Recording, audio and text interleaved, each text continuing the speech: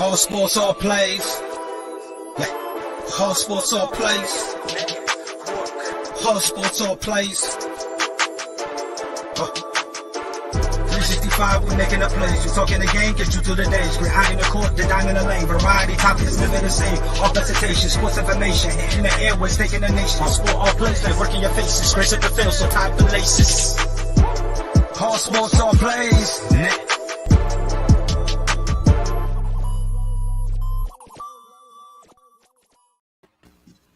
Ladies and gentlemen, boys and girls, children of all ages, as it should say in the streets, what it do, baby? It is your boy Pride with you guys on this fabulous morning. I am joined by Dustin and Chris. Dustin, how you feeling today, my guy? Pretty good. Official start of baseball begins today, just not on the MLB side of things. Yes, it's which we'll actually talk about that because college baseball might get even more of a spotlight depending on how all this stuff pans out. Chris, how you doing this morning? I'm doing good. How you guys doing? Great. Another day in paradise. Dustin, as you wanted to bring it up, we'll just get right into it. We are still in a lockout. No, God knows when anyone, when all this stuff is going to get resolved. Never. Look. The owners aren't budging. The players don't want to budge either. This is not going to be a year where they can just do the minimum to just start the season and move on. I think this is the most power the players will ever have. And, get everything you can because, once you sign it, you're not going to have any more power outside of this. Dustin, let me ask you a question. Let's say, let's play devil's advocate, and let's say for some reason they will never, or this year, they never reach an agreement and there is no season. What do you think should happen? I mean, baseball is going to be dead if they don't have a season this year because out of all the sports, they're the ones that have alienated the fans the most. NFL had a lockout in 2012, 2013, but it lasted for like a month. Yep. NBA had a lockout in 2012, and it only, I think, lasted 2 months. They still lost 20 games, but they at least got things resolved relatively quick. Mm-hmm. This is the third time in the last 30 years that baseball's had a lockout, but the first time since 1994. So it's been a while. But this is something that has been brewing for like the last 5 years. And you've heard it basically the last 5 years where everyone said once the CBA expires, you're going to have another lockout. So this isn't something that's coming out of nowhere. Right. The fact that everyone knew that this was going to happen for 5 years, and yet the two sides really couldn't agree on something over the last 5 years is just kind of pathetic. You heard him start talking last year, but the talks really didn't get far. And then once the season started, they just kind of said, well, screw it. We're playing a season. We'll just wait until the season's over and try to resolve everything in 3 weeks, which realistically, you knew that wasn't going to happen. They should have been working on this the last 3 years. They should have been trying to put all the pieces together and just try to figure out things little by little by little. So when they got to that drawing board this fall, they could have been like, well, this is what we've discussed over the last 3 years. What works for you? What doesn't work for you? And let's just come to an agreement. Otherwise, we're never going to agree on anything because nobody's happy with whatever anybody says. Which honestly is a very excellent point that, again, people haven't really been touching on, Chris. Listen, everyone has had an opportunity because everyone saw this coming. They've had the opportunity to, at the bare minimum, before we got to this point, to sit down, have a conversation and say, you know what? Yeah, let's start talking about this now. So that way, when the season's over, we're good. We, at the bare minimum, have a rough draft that we can go on with 4 or 5 main topics already handled. Do you think if they went that route, this lockout could potentially never have happened? Yeah, I think I agree with what Dustin said. If you get out in front of it like that, then you have a whole lot better chance of the lockout not happening because you're giving yourself 2 or 3 years instead of just a few months. Also, think I agree with Dustin on that. If they go on strike again, it's going to kill baseball. The last strike in '94 killed baseball. Only thing that brought it back is steroids, which we're going to talk about that here in a little while. That might be what they're shooting for this time, because if they don't play a season at all, I think it kills Major League Baseball. And yeah, honestly, at this point, there'd be no point in putting college games. Because Well, I've seen people say that, but I'm like, I don't think it matters. The thing is, too, like, I'm not going to compare minor league baseball to Major League Baseball because it's completely different. But COVID completely canceled the minor league season in 2020.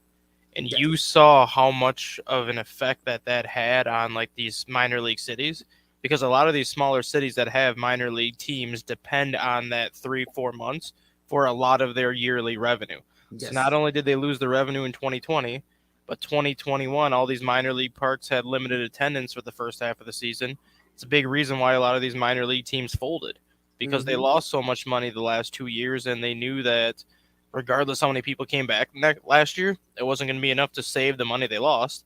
Obviously, Major League Baseball has a bigger market, but you look at Tampa Bay, Oakland, and all these other small markets. How many of these small market teams are going to be able to survive another year with lost revenue? Obviously, like New York, Los Angeles, Chicago, that's one thing where they can survive because of their TV contracts and everything. Yes. But all these small, like middle markets and all these small markets, they can't afford to lose money for a third straight year. And if they do, they're going to be like those teams that go 20 years, like when the Pittsburgh Pirates went the entire 90s up until 2010 without a winning season. All these small market teams are going to go kind of into like the cellar dweller where they can't compete because they're losing too much money. Yep. And it's crazy too that you said that, because so I'm a Red Sox fan, right? And where I live in South Carolina, I live in Greenville, and one of the minor league affiliates for the Boston Red Sox is here. And they actually, it was this weird thing that I actually saw. They had to take a loan, which is weird because even though they're owned by the Red Sox, it's still considered a loan. It's weird. It's weird. But they actually had to take a loan to actually keep not only the stadium up, to pay some, to basically to keep that entire operation rolling. Myrtle Beach had to do goes the same over thing. To what you're saying, Dustin. Like, you know, the Yankees, they got money, so they'll be able to do it. You know what I mean? Like the Dodgers, the Padres, like some of these teams might be able to do it. The Colorado Rockies, Miami Marlins, some of these teams that are already kind of struggling. Well, like here in Indianapolis, we have the Indianapolis Indians, or here in Indiana, I'm not in Indianapolis, but we have the Indianapolis Indians. Well, they're the minor league team for the Pittsburgh Pirates. A team like that probably isn't going to be able to afford to miss another season. And I've already seen where MLB's requested to eliminate hundreds of minor league contracts already. Yeah, that's I think that ultimately I think is going to seal the fate of Major League Baseball too, because if you look at how things are in Major League Baseball, you have 26-man rosters right now. And if you go to the minor leagues, figure each minor league team has a minimum of 5 organizations. Yep. Sometimes 6, depending on if you have 2 rookie league teams or only 1. So if you have 30 players per roster, that's 180, which makes sense. 30 players, whatever. You eliminate 30 players from each organization, that brings you down to 150. So now you're roughly around 24, 25 players a roster. Then you have to take into account AAA getting called up to the majors and this and that. You're going to potentially put all these low-level minor league teams at risk because they're not going to have enough people to field a team because you want to take away 30 players in each organization. Yep. Which I don't yet why they would do that, because again, we also need to understand that like a lot of the great guys that we see comes from the farming system, right? Like a lot of these players that we see now kind of went through the system, was brought up, which again, when you're able to actually spend time, because I don't know, maybe it's just me, but you cutting down the number, and basically it's gonna be like what, like probably 800-900 players around the minors. That's basically just gonna have to be cut, because and it's not. Well, you got to remember too, they cut the draft from 40 rounds down to 20 rounds. Right. So you already eliminated 600-700 players right there just by cutting that draft, and now you want to do this. You're potentially preventing 1,000 players a year. from having a chance to play baseball. That's going to kill your sport. And not only that, but we also have to look at it like that's so like let's say so that's like 800-900 guys that you're cutting. Now the crazy part about that is when you cut those guys, they're cutting them so that way they could be under the amount allowed. So it's not like they can go and just go, oh, okay, which of all those guys they're cutting, you're not going to tell me every single one they're cutting is horrible at baseball. No.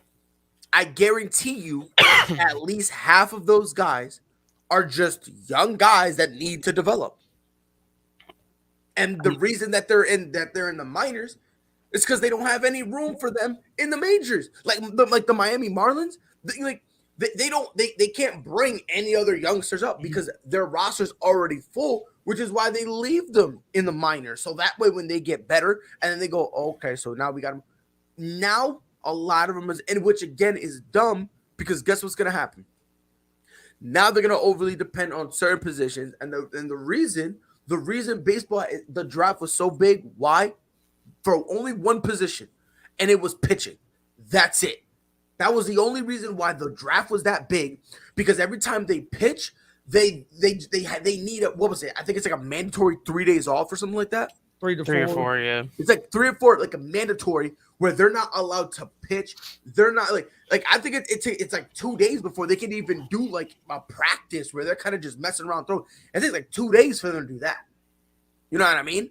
So it's like now you're cutting it out. So guess what that means? That means I guarantee you managers are going to start being like, all right, kid, I don't need 6 innings from you anymore, bro. I need 8. You know what I mean? I need like 7.5, a good 8. I'll get a middle reliever in to do a little bit of cleanup, and my closer's only going to, in an ideal world, my closer's going to get the save only facing one batter.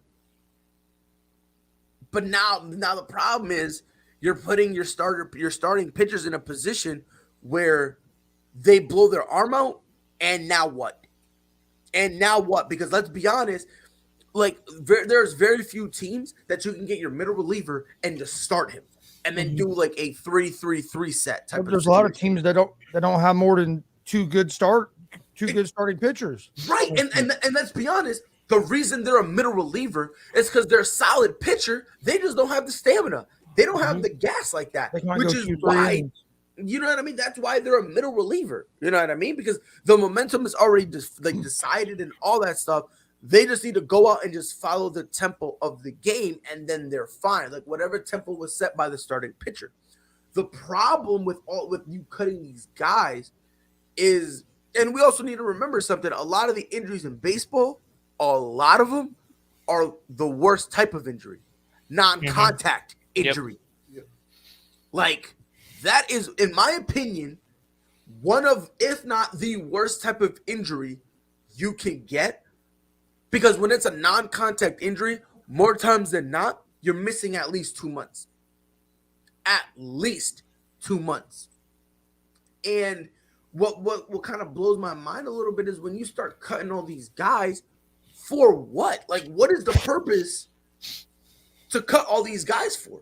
And what sucks for them, the guys getting cut, is MLB has a stranglehold on the baseball, basically a monopoly where no other organizations can open up here in the United States.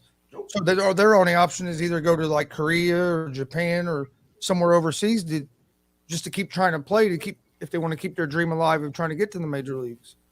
And yeah, and it's basically to the point where it's sort of kind of like the NBA, where you got to go to overseas, you got to go to China. I believe Europe has a baseball league. I believe. Dustin, check me if I'm wrong. Let me know. But you basically would have to go overseas. You're gonna have to go overseas to play baseball, which, again, not a lot of guys like that. Think about it. In the NBA, in the MLB, there are some guys who refuse to go to the Toronto Raptors. I'm sorry, the Toronto Blue Jays. Why am I thinking about basketball? There are some guys who don't want to go there because it's just different. Like, I've been to Canada before. It's different. Yeah. The sports packages are different. The people are different. You really feel it. Like the atmosphere, just everything about it is different. Now, that is still in the MLB. That is still in the MLB. And there are guys who don't want to go to Toronto because of how different it is. Now, screw that.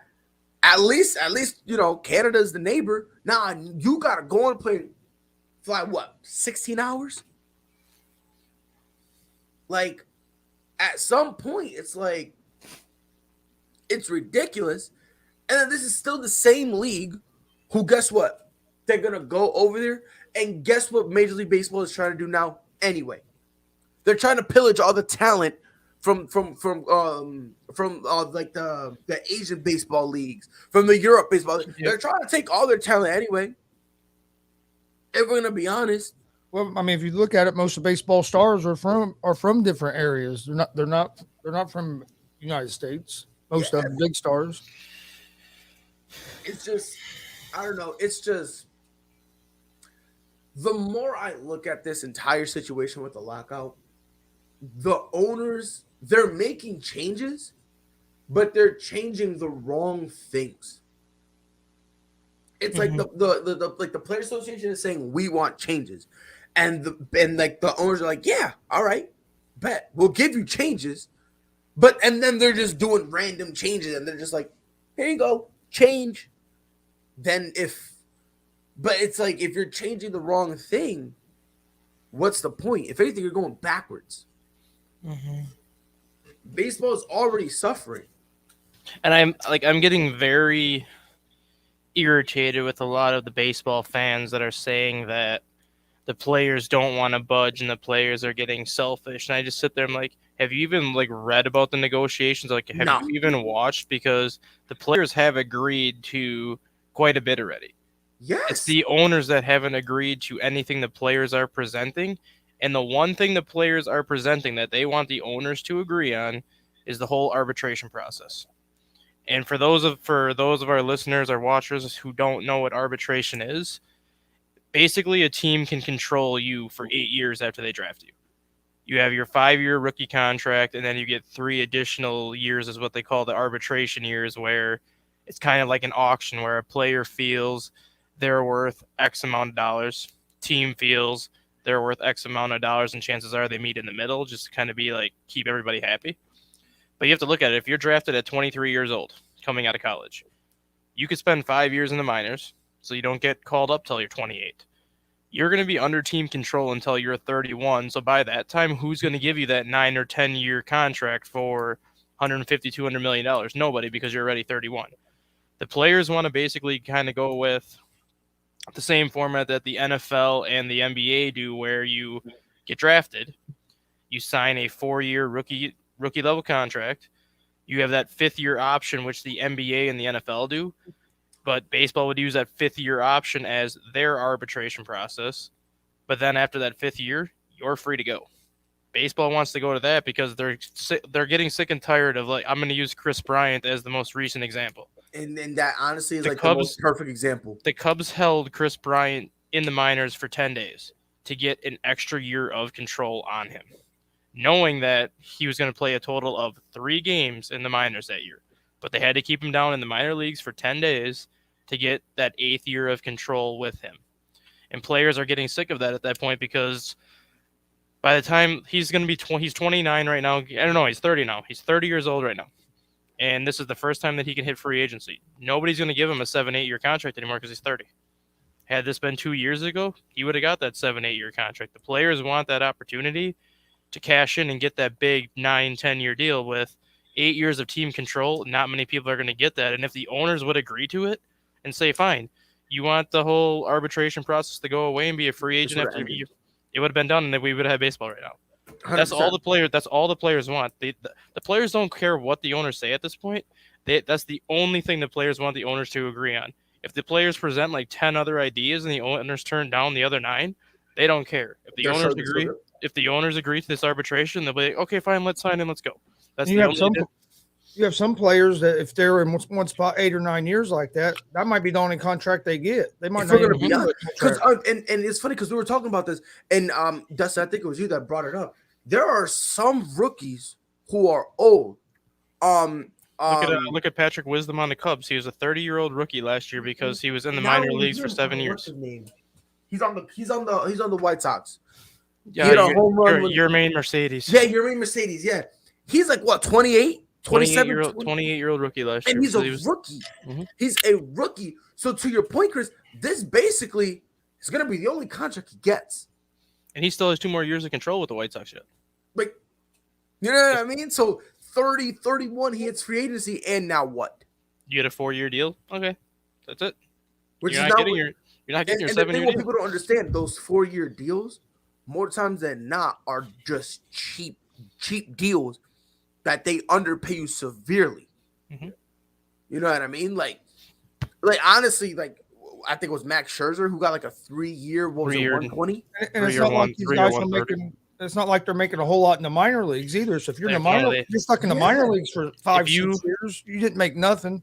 So you're already making a little bit for a few years there. And if you go to YouTube and you type in Cole Roederer, he's one of the Chicago Cubs like top 15 prospects. He has a story on YouTube of what life has been like for him in the minors. Basically, he was drafted as I think a 2nd-round talent. He's supposed to be like a legitimately good like prospect. His rookie year, he made $15,000 in the minors. He basically said that he had to take on 3 jobs once baseball ended to make ends meet. Didn't even have an apartment. He had to sleep in his car everywhere he went. And that just shows you like what players go through in the minors, and that shows you that the minor leagues is supposed to be the feeder program for Major League Baseball. But yet Major League Baseball could care less about how they treat their minor league players just because they don't care, because they don't bring in the same kind of money, which is why they finally agreed to raise minor league salaries. They finally agreed that they would have to provide substantial living conditions for the minor league players, which kudos to them, but this is like 30 years overdue. Yeah. And now you see the position that they're in. Now they're dealing with the major league players that are just basically saying, you've treated us like crap for so long, and you've reaped in the rewards and you've reaped in the financial benefits of it. Now it's our turn basically to treat you like crap, where if you don't give us the one thing that we want, we're going to make sure that you don't get paid this year because you still have to pay us. And the owners made it harder on the players in the past to stand together because of the way the minor league players were treated. Because your younger players, they would be ready to go back because they didn't have a choice because they needed the money. Yep. I don't know. It's at this point, I'll be honest, it sucks that they're doing all this stuff, too late. But like Dustin said, the elephant in the room, based on like the reports and whatnot, the owners are almost, every time the players bring it up, they ignore it. It's not like they don't address it. Like they try to offer to give them something else. It's not even an elephant in the room at this point. The owners know that it is the room. If they agree to what the players want, that's basically the end of them controlling a player for as long as they want. And that's not what they want. They want to be able to control this player as long as they want. They want to be able to basically dictate how they can treat this player for 8 years. And they know that once they give that up, they're never going to get it back. Not never. And that's why they're being so stubborn with it, because they're like, well, if we give this up now, we're never getting it back. And it's like every time they go up to them, they go, like, the players go, all right, cool, so arbitration. And this is what the owners do every time. So minor leaguers, every time. That's what it is every single time. Did you see the thing with Tony Clark the other day?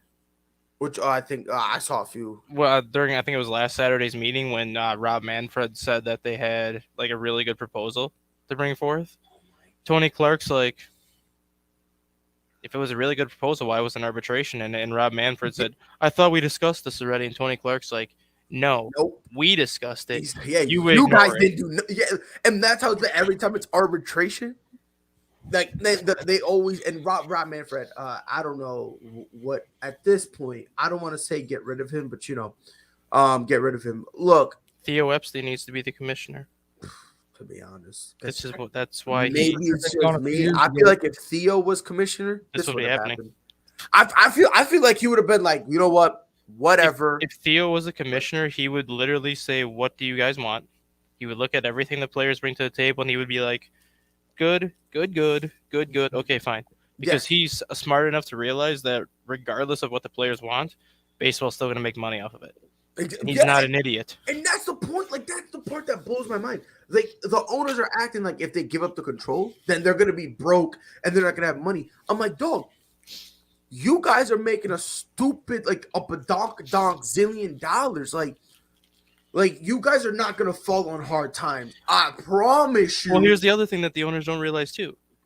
So now that you get rid of arbitration and you only have a player for 5 years, that literally gives every team a chance to get a Mike Trout.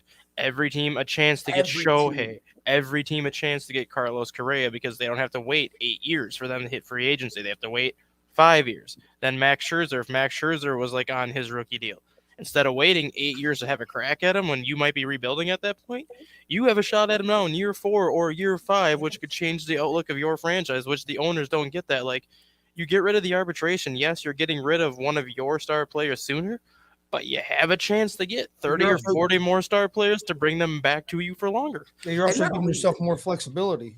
Yeah. Way more. And the part that really blows my mind with it is like where the owners are messing up, they're pretending like every player in the league is Max Scherzer. Every player is a Carlos Correa, a Javier Baez, like a Mike Trout, a Mookie Betts. You're not handing out $400 million contracts to a guy like me. You know what I mean? Like, yeah, not everybody in MLB is getting a $400 million contract. Yeah, like, come on, like, unless they're gonna Bobby Bonilla you.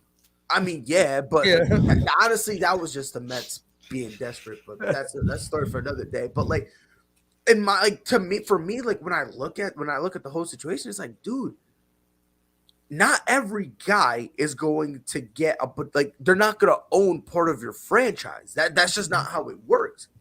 You know what I mean? Like, because for every guy you have that's expected to make top money, like for instance, for like the Red Sox, for every like we have like what 2 guys we desperately have to pay. That's Xander Bogaerts and Rafael Devers, right? Yep. For those 2 guys like that, we got a Christian Vasquez. Solid, but we're not breaking the bank for him. For every pitcher you have like Chris Sale, you have somebody who, even though he left, an Erod. Mm-hmm. Like, for every guy you have, there's going to be another guy that's making not great money because he's just a solid player. He's just a solid guy you have on your bench. So I don't know. It's just like I feel like the the owners are looking at it from the wrong perspective. They just feel like, oh, if we end arbitration, arbitration, that just means everyone's gonna get top money. And it's like, well, no, because you morons still sign the checks. And the funny thing is, arbitration never benefits the players. Never. There was 94 players that that actually filed for arbitration last year. And of those 94 players, only 1 player won his case, and that was Ian Happ of the Chicago Cubs. Yep. He said he was worth $4.3 million. The Cubs said he was worth like $3.5. So he went to arbitration. He got his 4.3. Otherwise, if a player says they're worth like 6, and the team says you're worth 3.5, and the player goes to arbitration, chances are they're getting 4. Like, they're never going. So it's always a lose-lose for the player. It really is. And if there was no arbitration, it even makes it better for everybody because there's no salary cap or anything in baseball. So when them guys are coming up every 4 or 5 years, that's the thing I understand about the owners. And it can help a team too because the minimum. There's not a minimum. What you said too, it can help a team too because every year in arbitration you go up in money. Yep. So let's just say, for example, you bring Chris Bryant back into the equation because I know what he was making like every year that he hit arbitration. Those final 3 years of arbitration, Cubs had to pay him $57 million because he averaged to get like $15 to $16 million a year, and then he ended up getting 19 last year. Mm-hmm. Let's just say he would have gotten hurt and basically could never play again. You just tied $57 million into a guy the last 3 years when you could have cut him, or not necessarily cut him, but when you could have let him walk 3 years earlier, saved yourself that $57 million and put it elsewhere. Yeah. I just find it funny how they did all that with Chris Bryant just to still trade him to San Francisco anyway. I just love the ending of that story so much. Like, I just love it so much. It's like, you know, they did all that and then still lost him. Like, what a time to be alive. And honestly, the Cubs deserved it because of, I mean, as much as I wanted him to be in Chicago like longer, obviously, They could have just given him a 7 or 8 year extension right after that rookie year deal ended. Just screw the whole arbitration process. Just be like, fine, your rookie contract's up. We know you're hitting arbitration. Let's just give you a 7-year, $200 million extension right now. You still have your 2 years of arbitration that you're going to have tied to that. So technically, you're really going to get like a 9-year contract of about 240. So they could have just been done with it right there. He could have got his $30 million a year and everyone would have been happy. But no, they had to basically dick him around and not really give him anywhere close to what he should have gotten. It's just, I don't know, man. It's just, like I said, dog, these owners are weird, man. They're weird because it's almost as if they think if arbitration is gone, then the players sign their own contracts or in terms of offer themselves their own contracts. And it's like, nah, you still got the control. The only thing is, it's just a timeline. So instead of winning 8, it's better for 5, which, again, is better if we're going to be honest. Because now if you put a guy, like, think about it. More times than not, when you put a guy through arbitration, he walks. Arbitration is just a longer version of franchise tagging somebody. And let me know the last time a franchise tag worked great for both sides. And how many of these players sign these 9-10-year deals that never make it to 9 or 10 years on these contracts, and it's already full and you're getting paid. Look at Ronald Acuna. Ronald Acuna signed a 10-year, $100 million contract extension. But he did that in the second or third year of his contract. So the Braves basically just said, screw the arbitration. We'll just give you this 10-year extension now, and if you want to rework it, we'll rework it for you. We'll cross that bridge when we get there. But at least he's getting his 10-year deal up front where, yes, he's not getting paid a ton because he's worth more than $10 million, but 5 years into that deal, he can restructure it if he wants to and then basically sign another $70, $80 million on top of it. I mean, if I'm not mistaken, isn't it top heavy? So like he basically gets a majority of that money. Yeah, he gets like beginning of his contract. He gets like $70 million the first 5 years or whatever. Yeah. So he can do that, and then he's sacrificing 30, which sacrificing because he can end up quadrupling it easily. Because at 5 years he'll be 28. You could just be like, let's just sign another 7-year, $170 million extension. Exactly. So if he just trades in that 30, he can get way more easily. So it puts him. Honestly, the Braves handled that situation perfectly. Same with Tatis too. Now that you miss arbitration, guess what? He's now more inclined to stay. Same with Tatis too. When they gave him that $14 million deal, it's basically, we don't need to rework your contract. We'll just hand you the stinking checkbook and say, here you go. Just be set for life the next $34 million a year. Yep. Speaking of baseball, I don't know if y'all heard. This happened a little bit ago. Free Trevor Bauer. Yeah, I said it. The federal charges have been dropped. The Pasadena police tried to investigate, and this is how the conversation went. It was hilarious. They had a conversation with Trevor Bauer. Was like, hey, Trevor, so do you want to admit it? And he's like, nah. They were like, are you sure about that? And he's like, yep. They were like, well, we kind of need you to admit it because we have no evidence. And as soon as that, Trevor Bauer was like, have a nice day.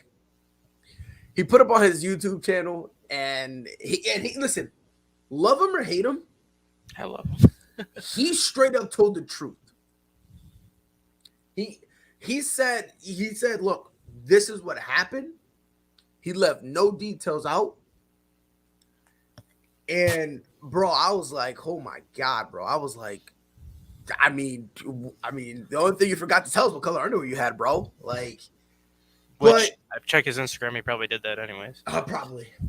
Or he just wore the underwear that he wore that night and been like, "This is what I wore."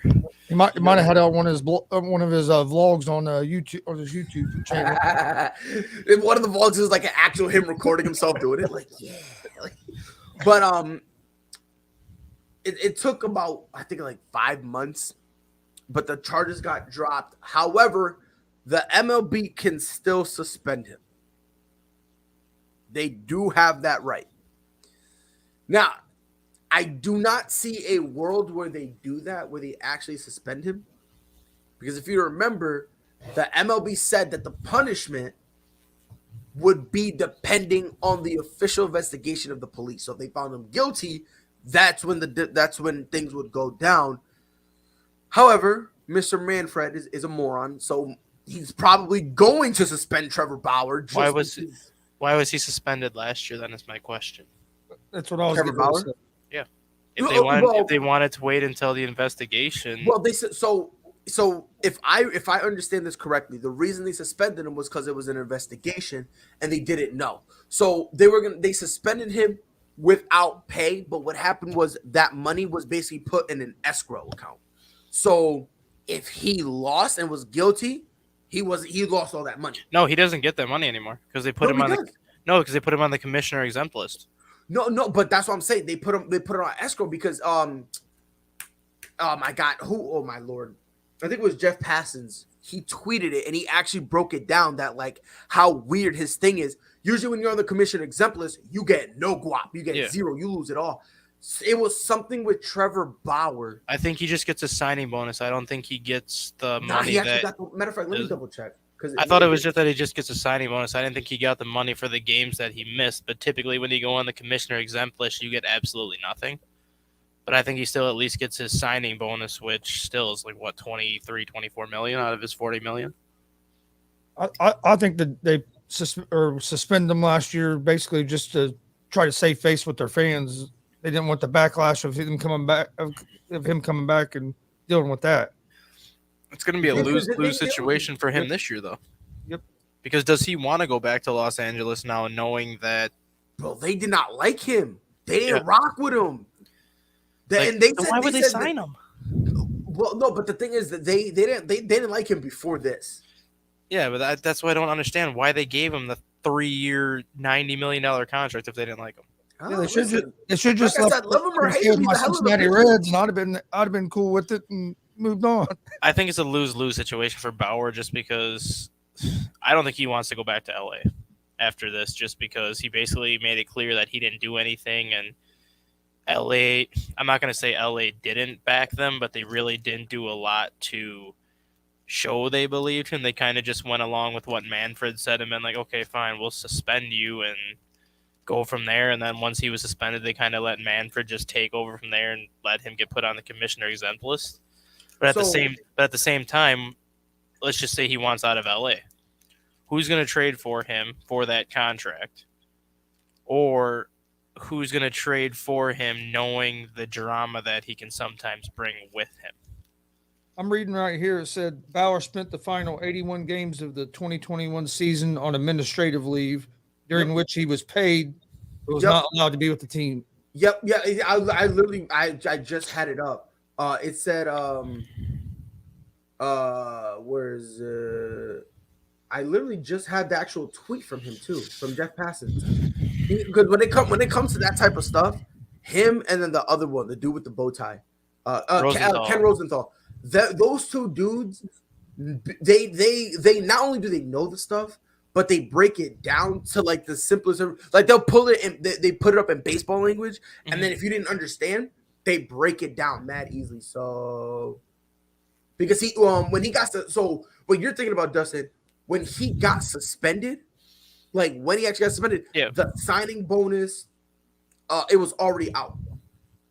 Yeah, so here it is.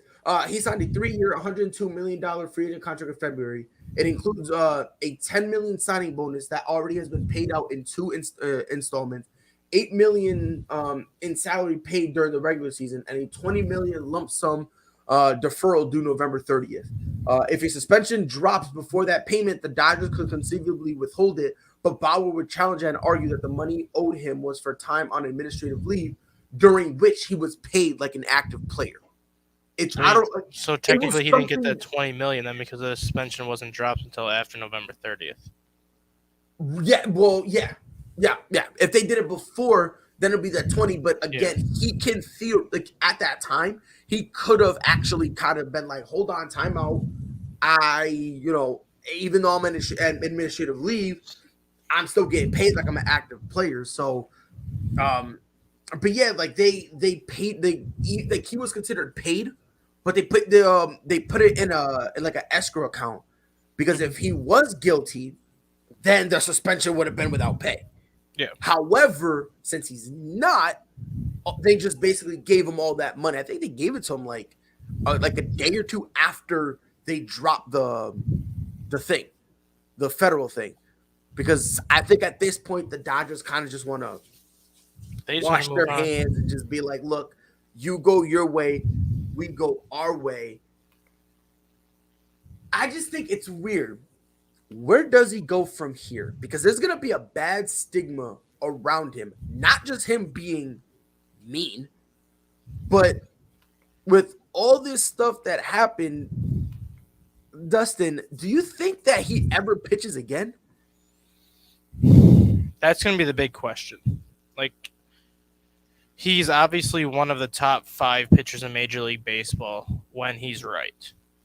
But when he's wrong, he's an average pitcher at best. And we saw that for a couple of years in Cleveland where he always showed that he had the stuff, but he just never – I'm not going to call him a head case because pitchers are a mental animal where if something gets in your head, you get in your own head and you can't get out of your head. So, like, he always had, like, the stuff in Cleveland, and he always showed that he had the stuff. But it wasn't until after that 2016 World Series loss that he kind of started to show everybody the type of pitcher he was. Mm-hmm. The big thing with him at this point is he still has 2 years left on the Dodger contract. Yes. Do the Dodgers want to keep him there, knowing basically that they had to pay him basically to not even pitch half the season last year? Does he want to be there knowing how the Dodgers kind of really didn't seem like they backed him on anything? And let's just say he demands a trade. Who's going to take on that contract? Who's going to give up the pieces that they're going to have to give up to get him, knowing that he's going to be on the wrong side of 30 when they make this trade? And honestly, and he still could get suspended. Honestly, I mean, as good as he is, he brings a lot of attention to himself. And does a team want that added attention brought to their organization when there's enough attention in Major League Baseball as it is with the lockout and all this other stuff? So it's like a lose-lose situation for him at this point, just because he has that reputation of the bad boy. He has the reputation of bringing all this attention to himself. Who's going to want to take on that salary? Who's going to want to take on the attention that he brings with him? And like Chris said, there could be a chance that he does still get suspended if evidence comes out later on. Who's going to want to take that risk and invest all this in him, knowing that there still is a possibility that he might be guilty just once more evidence gets into the fold? Yeah, and it's what's weird about the whole Trevor Bauer thing. So, like you said, it's 2 years left, right? The problem with him is, and by the way, yes, he still gets paid. All current contracts still get paid. I think the payment goes on as normal. I don't think that the players who signed the contract prior to the lockout, even if it was this offseason or years before, as long as it's still on a current contract, they get paid as normal. The only thing that stopped is like physical baseball activities. I think that's the only thing that stops. But with Trevor Bauer, I mean, if I'm Trevor Bauer, this year, I don't speak. I don't. I know. But then what you're saying, that's not going to happen. I know, but I'm just saying what I would do if I was him. Okay, that's like telling a fish, to not swim. I get it, but you know what I do if I'm Trevor Bauer? You said what? You know what I do if I'm Trevor Bauer? What do you do? Let me hear it. I speak, but I don't speak. I take a baseball and I write "F-U" on the baseball, and I throw it. Then at the end of every inning, I toss it to the umpire. The next inning I come out, I write something else on the baseball, I throw it, and I toss it to the umpire since they want to check all the baseballs for all this sticky stuff and all this stuff. Yeah, just but it's write little no, but write little notes on it. He can send all these balls back to the commissioner. They're gonna have little paper trails. You can't do that. You actually can't write on the There's like a specific rule where, believe it or not, if you write a cute little note like that, it's actually considered defacing. Or just write it on your hat. So when they check your hat, you got these little notes. No. You know what he needs? You want to know what he needs? You know how sometimes the pitchers, they take their hat off and they got like the notes inside their hat or whatever. He needs to have another one in the back of his head and then like every time he's done, just get it, and then goes, "Oh, you want to check it? Here you go," and then just place it at the top of his cap, just like tape it or something. So when he hands it to them, it's like "F you," and he's just like, Or just shave it in the back of his head, so when they take off his hat, it's That right, way they can't it's do right on the nothing. camera. "Yeah." That way they literally can't do that. Ron, how you feeling, my guy? I'm all right. How y'all doing, fellas? Ron, are you doing about to go good, play? bro. Are you about to go play tennis in Alaska? It looks like you're about to hop on the tennis court. Oh, I got it right. Look, man. Look, Trevor Bauer's in a weird place right now. He really is. He's in a situation where He never should have left Cincinnati. Realistically, he never should have left Nope. Cincinnati. Came off one of the best years of his career. Granted, I it know was a the short granted it season. was the shortened season, but he still even if That's this what I'm still saying. even if this still would have came out, Cincinnati's not Los Angeles. This would have been. but Trevor Bauer's still Trevor Bauer. I understand that, but No it's- matter where I don't. you I don't think it it'd would have be been that the. bad? I don't. For, It like, would the be. media? It would be bad. I just don't think it would be as bad because the media in Cincinnati is not the media in LA. LA is the center of disagree. attention all the time. I disagree. And the only reason I say that is because Trevor Bauer's Trevor Bauer. You know what I mean? Like think about it. When he was with, before, right, in Cincinnati, he was still kind of making headlines before Trevor Bauer really was Yeah. Trevor Bauer. You know what I mean? So, like, that's kind of why I believe, I don't think it mattered that he was I in guess- LA, but I guess compared to like the Kobe Bryant, Ben Roethlisberger situation, they both got accused of raping women, but who was the one that kind of took the most heat from it? Kobe Bryant, because he was in LA. And he actually did a lot less than what Ben Roethlisberger did. But because Ben Roethlisberger's in Pittsburgh and the media isn't the center of attention in Pittsburgh, it's not the main focal point. Yes, it's there because people knew it happened, but it's not Los Angeles. That's why I still think like it still would have been there and it still would have been over Bauer's head. But it's not Los Angeles, so it's not going to be like the center focus like it was last year if he stayed. yeah, I mean,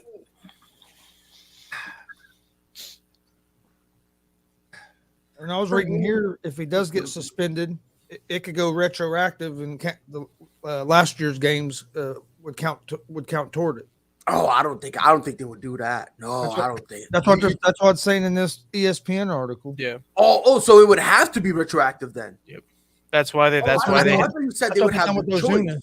That's why they haven't paid him out that $20 million, because if he ends up getting suspended, they don't have to give it to him, and it goes back to the Dodgers, and they get to keep it. That's why they can't. That's why he really can't go after that money at this point, because at any point, if he's suspended, all that money that was given to him goes back to the Dodgers. That's why they can kind of keep this $20 million as just kind of their insurance policy at this point. I think, for me, I just if I'm Trevor Bauer, I try to get I get out of LA. I just want to see him throw a ball 480 feet over center field again. Oh my god, just like how it was. So Ron, Trevor Bauer, federal charges got dropped. MLB can still suspend him if they so wish. First of all, do you think he ever will pitch again? And if he does, do you think it's with LA or with another team? Wow. That's complicated. It's a lot. Just the fact that his federal charges got dropped. So I'm catching up on the situation. What was his crime? I know we're talking about rape and everything. Yeah, supposedly he sodomized. Supposedly he had sexual relations with a woman, and the woman claimed that it was too rough and that she didn't want it to be as rough as it did. And then Trevor Bauer says they talked about it ahead of time, and she said she liked it rough, but she didn't really clarify how rough she liked it. And Bauer kind of, I'm not going to say kicked the crap out of her, but Bauer did leave marks on her just because I guarantee you he's probably 100, 150 pounds more than what this lady was. So, I mean, there's a fine line as to, like, what did she mean by rough sex and how rough was Bauer during their sexual relations. That's kind of why it's a sticky subject. Yeah. And real quick, because someone says, how is this any different from Watson? If you have to ask that question, One woman that is just not shows 30. you don't know what you're talking about. One woman's not 30. Just saying. Well, I mean, it literally it's as different as you can possibly get. Mm-hmm. You know, with Deshaun, it's like what 20 plus. Whichever And at least with Trevor Bauer, there is proof that the two of them talked had about conversation. There's text messages. Yeah, and Watson had no conversations with these people. Right. It's just like, I'm an athlete. I'm here. You do what I tell you. Not only that, like with Watson, there's so many question marks. With Trevor Bauer, there's literally no question about it whatsoever. The evidence is lined up, and the only way you can say, in any way, shape, or form, in any realm of reality, you can even try to make any inkling or any. The only thing that he realistically should get charged for is assault. That's really the only thing that you can hold against him. Yeah, just because. Nah. Free Trevor Bauer. I agree. I don't think he's guilty for the charges that he was accused of, just because of the text messages and the proof was there that they talked about it. But even if she says she likes it rough like she said she did, Bauer still got to be smart enough to know what is too rough. Like, but you're a human being. Nope, that's not. Wow. See, but that's not the responsibility of Trevor Bauer. Oh, I know, but he's. You know what I mean? That's her, because if he goes, hey, how rough is rough? You know what I mean? Being an athlete, though, you should at least know better, knowing that if you did leave marks, you know damn well that person's coming after you. Like, that's where I'm getting at. Like, you need to be smart enough in that situation. I get that, but we got, listen, I messed around with a few girls who wanted marks. Like, they wanted marks. Like, they got some weird thrill off that. Like, I don't know what it was, man. I ain't asking, ain't no nothing, dog. It was like, hey, yo, you want it? I kept it. Like, listen, bro, I'm still enjoying myself. You know what I mean? But like, yeah. So like, when someone tells me where Trevor Bauer went wrong, if she said, I like it rough, and he says, how rough, and she just says, just be rough. If Shorty ain't drawing no lines, Trevor Bauer should have been like, all right, coach, I'm out. I'm out of here. Wow. You know what I mean? Because Ron, if Shorty tells you, yo, Ron, I want you to that stuff don't happen up there in Alaska, Ron. It's too cold. But Ron, think about it though. If Shorty was like, hey, yo, be rough with me, and you're like, what do you want? And she just says, hey, yo, just F me up. Ron, you like, all right, bet, I guess I'll punch you. I'll give you a black eye, whatever. I mean, you're just telling me to F you up. What am I supposed to do? Yeah, like, I didn't know we was out here on our 3 shades of gray. Free Trevor Bauer. Yeah, nah, and that's why I get people get mad at me when I say this all the time. This is why I feel bad for Trevor Bauer. Because I'm gonna tell you this right now. If it was any other pitcher, if it was Clayton Kershaw, no one cares. There's only two pitchers in baseball that they would care about if they did this. Really? And the other pitcher played for the Dodgers last year also. Max Scherzer? Yes. Really? Yes. Just because we talked about it yesterday on the show, and just how Max Scherzer always was when he was pitching, where he kind of didn't really talk to people and he was just kind of in his own. He's exactly what Trevor Bauer is. He just doesn't express it. Like, Trevor Bauer has like no problems like running his mouth on Twitter and like doing the stuff he does. Max Scherzer just kind of keeps that all built up, because when he pitches angry. Like, he takes whatever anger is in his life and he just brings it to everything for 7 innings, and then once he's done pitching, he's like happy-go-lucky. Like, if Max Scherzer did this, I think he would get the same kind of heat, because you know how angry he would be if people were accusing of him this? He would just come out there and just start throwing BBs. Nah, I don't think so. And the only reason I think that is just because who is one of the most hated pitchers, if not the most hated pitcher in baseball right now? Bauer. Before this allegations, who was one of the most hated, if not the most hated pitcher in baseball? Trevor Bauer. Like, you know what I mean? So I feel like the reason a lot of people kind of was coming at him from the left was just the fact that we already hate you. I'm just talking about as the consensus of the MLB fans. We already hate you. You already come across as, rude and mean and all that stuff. So I didn't know we hated Trevor Bauer like this. Bro, but a lot of people hate Trevor Bauer. I don't hate him. I just dislike some of the stuff that he talks about. Because every time he does something wrong, like, and again, if I'm wrong, please correct you, but you're educating me. I feel like I'm 100% sure he does play again, though. Back to the original question. What was I gonna say? You're telling me how much we hate Trevor Bauer. Right, got it. You got it, coach. Appreciate it. The only time he ever showed any type of acceptability or accountability upon himself that everyone kind of agrees on, the only time was when he was in Cleveland and he was having a horrible game, and he flung the ball over the center field wall when Terry Francona was going to come and pull him out. And immediately he apologized to Terry Francona. He was like, "My bad, Skip." He goes, "Get in the dugout. I'm going to beat the mess out you when I get over there." Like, that really was the only time. Well, at least that's the general consensus among a lot of people. That was the only time he ever really took any type of accountability, like any accountability for himself. Then he went on the whole, "Hey, I cheat too. Look how I cheat." Like, wow. When he went on that whole tirade, a lot of people looked at him different. Because then people started questioning, hold on, that year you had, like that last year you had that got you this money, were you cheating? Like, were you? And he was just out about it, and a lot of people just didn't like that. A lot of people, I'll be honest, I didn't like it. I did it, but I mean, at the bare minimum, at least he's telling everybody. At the bare minimum, I mean, yeah, it's still cheating, and I don't like it, but at least he's not what's homeboy's name? He was on the Yankees.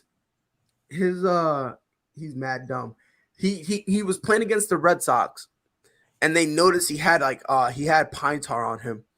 This was back when we had John Farrell, and they noticed it, and they were like, "Nah, we're bugging." And then after the game, they rewatched the tape and saw that he had pine tar. Michael Pineda, that's who it is. Michael Pineda. Yeah. Like, and then he came back out the next game he played against the Red Sox, and he just smeared it on his neck. Like, he's like right here, and then he just kept going to it, like mad obvious. Like you know how usually when you cheat, you're just like, all right, let me stretch a little bit. My guy was just like right there, and I'm just like, I remember I saw it in the first inning, and he did it, and I was like, discretion, my boy. Like, you're gonna get caught. And I'm a Red Sox fan, right? But like when I just see him, like not even trying to hide it. Every time he gets a strike, he looks and he just goes like this, looking to the umpire, and I'm just like, what did he just do? Like, well, the year they got Bauer all that money was when he was in Cincinnati, and that year his fastball was up 4 or 5 miles per hour. His spin rate was up. Yeah, they did a thing. Don't get me wrong. I was a Bauer fan, especially you were in Cincinnati, and he had like a 1.00 ERA that year. Yeah, but my thing, look, like I said, man, I like Trevor Bauer. It sucks that but like I said, at least he's admitting it.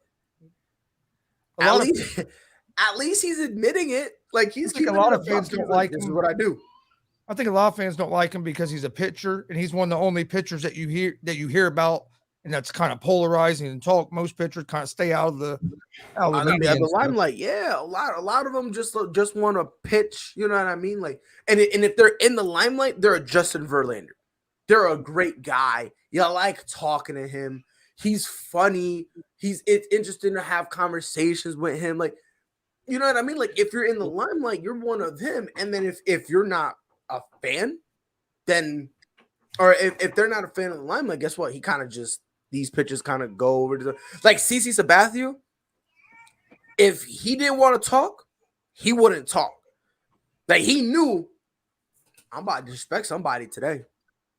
And he would just go off in his corner and he just wouldn't talk. Right?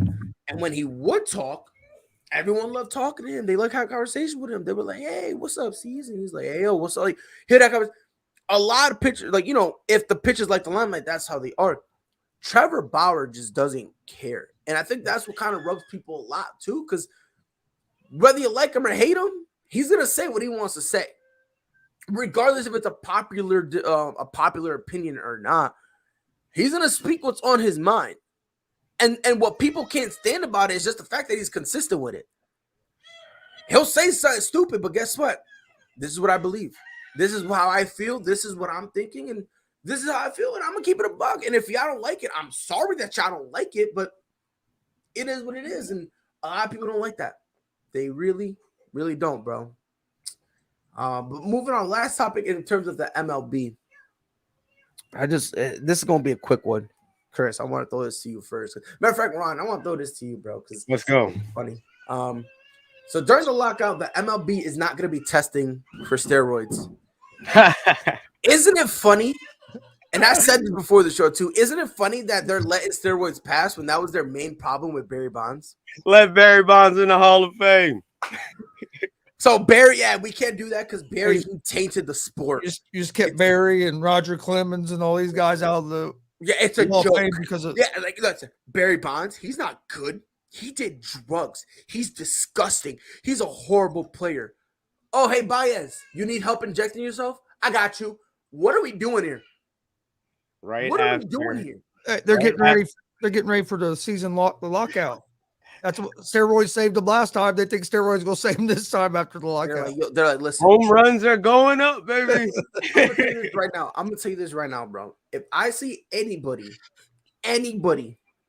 get like, what's Barry Bonds' record? What was it, 53? Sound about Is that right. his home run record? The single season home run record? I thought it was like 57. No, didn't he get? He got more than 61, didn't he? Because he beat Maris's record, if I remember correctly. I'm gonna tell you right now. Because I want to look it up. Oh, 73. Oh my god! I knew it was more than 61 because that was the record. So 73. If anybody gets 50 home runs, I need this whole thing drug tested. Everyone and their mother's getting drug tested right now. We're drug testing him. Matter of fact, you know who else we're drug testing? I don't give a shit. You Darvish. He sucks at the plate. We're drug testing him too. Listen, I made this joke. I saw Bartolo Colon hit his first home run, and I made jokes. Big Sexy got to get drug tested. I'm telling you this right now. You Darvish gets a home run, we're drug testing this whole league. I swear to God. Did you just say you wanted to drug test somebody that got over 50 home runs? Yes. You can leave Vladimir Guerrero out of the equation because that is just a massive human being. No, we're drug testing him. And the thing is, he's not really that big. It's the drugs. He's 280 pounds and he's fat. Yeah, he's 280 pounds, and guess what? 60 pounds of it is steroids. I think 60 pounds of it is the Is that how it works? Is that how steroids work? Yeah. I think 60 pounds of it's the big match that he ate. Yo! Have you ever seen what the bat looks like in his hand? It looks like a freaking toothpick. And then he chokes up on it. And like, what are you doing, bro? Like, it already looks small. And he goes, okay. And I'm just like, wait a minute. He does the same thing his dad used to do. Because his dad, like, he loved to choke up on the bat. And it was so weird. The only time he ever would, like, hold it normally was when he always do those weird, every time the ball would bounce and he would somehow magically get a single. God knows how he did it. Because every time it's anybody else, the ball never hits that sweet spot. For his pops, it hit that sweet spot every time. And he was getting a single. And it got to the point that I was like, I mean, look, if you want to walk him, just throw the ball. Like Trevor Bauer it. Just turn your back to him and just fling it over center field and just be like, all right, ball one. But they're not testing. Now, the MLB is trying testing to save face. Now the MLB is trying to save face. This is what they said, and this is by far, I think, in my opinion, the funniest thing I've ever seen in my life. Hold on, let me see. I hear this. Okay, did it come from Rob Manfred or did it come from somebody else? A spokesperson. So it was a spokesperson, but Rob Manfred, credit to him, knew what was said was so dumb that he didn't want to be caught with this. He's like, he refused to be caught with this. So he was like, you know what? Let somebody else say it. I pay you $1 million to speak for me. You can take the fall on this one. 100%. All right, ready? There is no definitive answer on PED testing, yet it's unlikely that MLB will be able to test the players, right? When asked for a quote, they said, For what it's worth, players were not drug tested during the NFL and NHL lockouts. So, under the collectively bargained joint drug agreement, players are randomly tested for banned substances year round. And then he went to like another thing where it said, although we're not testing them now, when the lockout is over, we will immediately start drug testing them after. So their answer to why they're not drug testing, the NFL and the NHL didn't drug test either. So therefore, we don't have to do it either. Well, I mean, from that side of things, it's right because you're not supposed to have any contact with anybody during the lockout. Okay, I'm glad. I'm glad you said that, Dustin. I'm glad you said that. So why isn't Barry Bonds in the Hall of Fame? That's what I was just about to touch on. Because baseball needs to make their mind up. If you remember in 1994, there was a strike that ended the season before the playoffs, before anything even started. And there was a good chance that the Montreal Expos probably would have won the World Series in 94 because that team was absolutely loaded with Pedro Martinez, Vladimir Guerrero, Grudzielanek, and all those guys they had back then, and that team was dominating. And once the strike ended the season, they kind of never recovered. But what happened after that? 1998, the home run chase between Mark McGwire and Sammy Sosa. The summer of love. 99, the home run chase between McGwire and Sammy Sosa. A couple years later, Barry Bonds hitting 73 home runs. If it wasn't for that 5-year run, nobody knows where baseball would be. Steroids or not, those 5 years saved baseball from their last strike that they had. And at this point, you've already alienated your fans enough over the last 2 months going through this lockout, where if it gets to the point where you're going to miss regular season games, if it gets to the point where you're going to miss the whole season, you're going to alienate not just the people that have followed baseball for the last 30 years, but you're going to alienate the younger generation that wants to play baseball in the future. So the only way to bring that back is basically to do what you did in 98. Let people do steroids, not necessarily don't care about it, but kind of just turn a blind shoulder and be like, oh, okay, and just kind of let the fans come back. And then when the fans come back, be like, can't do this no more. You got to stop. Mm-hmm. Yeah. And then they'll keep everybody in this area out of the Hall of Fame as well. The only two that from this era that I think would be safe, regardless, is going to be Mike Trout, and then obviously like Albert Pujols, because Albert Pujols kind of came in at the end of the first steroid era and just did what he did for as long as he did it. At this point, man. At this point, let anybody in.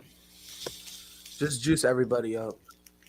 Because to me, the whole Barry Bonds and Roger Clemens not getting in the Hall of Fame is a travesty just because they were both going to be Hall of Famers regardless. Regardless. Before Barry Bonds, I think it like he was going to be a 500 guy. Bro, before his first year up to his first year in San Francisco, before he started juicing, before he looked different, my guy already had multiple MVPs, multiple Silver Sluggers, multiple Gold Gloves. He had he had it all. If he just put his bat down and went home and said, "You know what? I'm done. It is what it is. I'm going home." If he were to do that, guess what? He'd be in the Hall of Fame regardless. Hall of Famer.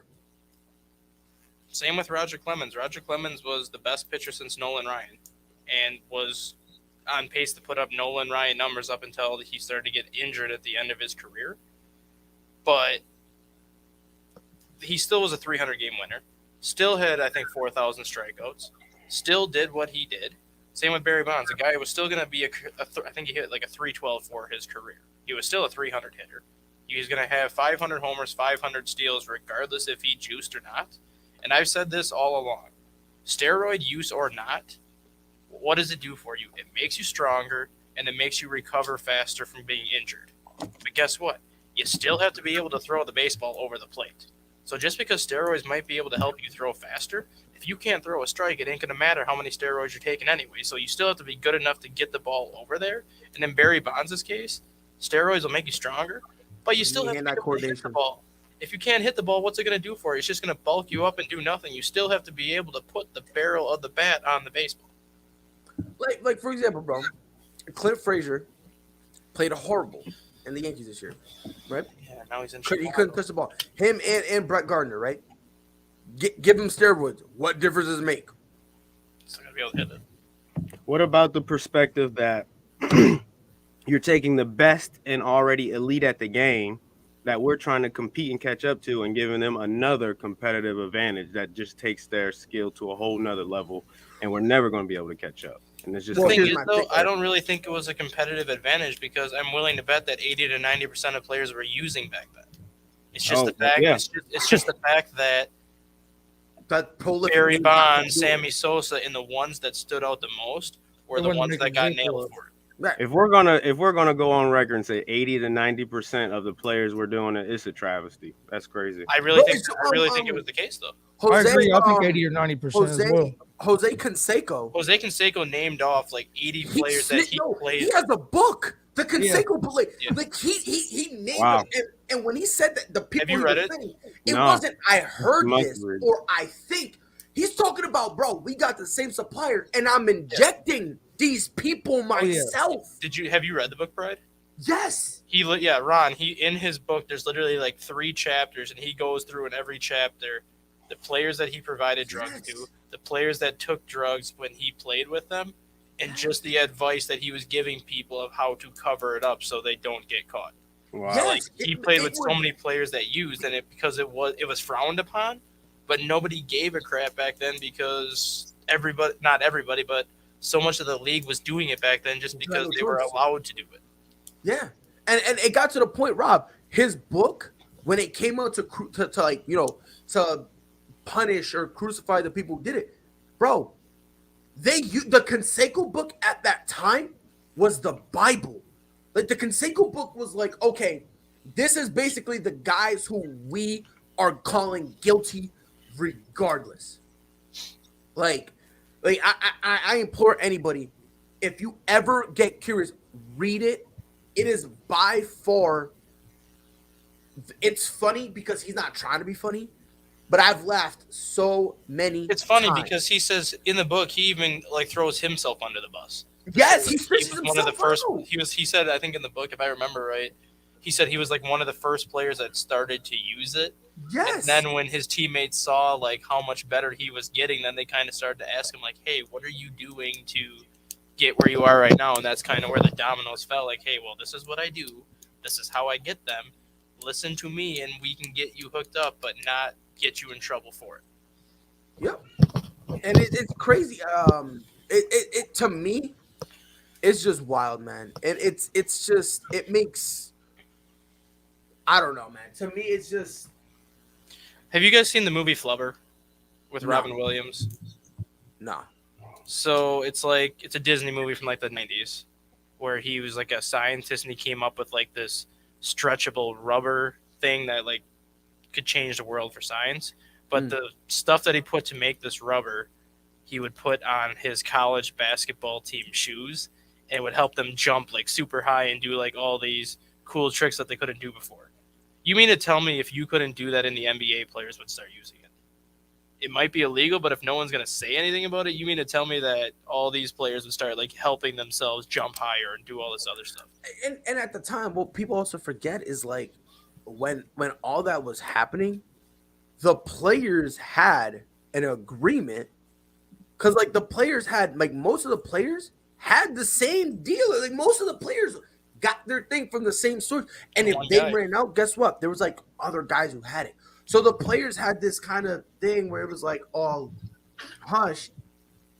And then all of a sudden, one player who probably, I don't know who it was that snitched him out, but I've always said this. I assumed the person who snitched him out was just someone who wasn't doing it and was butthurt about it.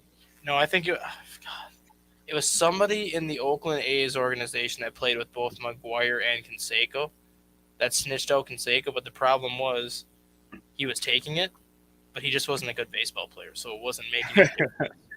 Like he wasn't hitting home runs, and he was like a platoon player that didn't play every day, but he wasn't like going from 10 homers to like 40 home runs. He was going from like 10 homers to 15. So you would have never really guessed in his situation that he was taking it, but he wasn't getting the same kind of results that all these other players were getting. So he kind of just got fed up with it and said, you know what, screw this. I'm going to throw everybody else under the bus just because they're obviously doing something that I can't do. They're not helping me, so nobody can use them. Wow. Bro, it's hilarious, bro. Yeah, I'm telling you, bro. If at any point if you're curious about it, if anything like that, Read the book. yeah, Oh, I read just it. bought it. Vindicated. Yeah, You just bought it? Yeah, it's the first opening paragraph gets me. It's Juice Canseco personally introduced steroids with a needle in the ass. That's how they open it up. which is Must basically read. that was him though. That was Well, the funny thing is, if you read that paragraph, that's wait, was it that one or was it Juiced?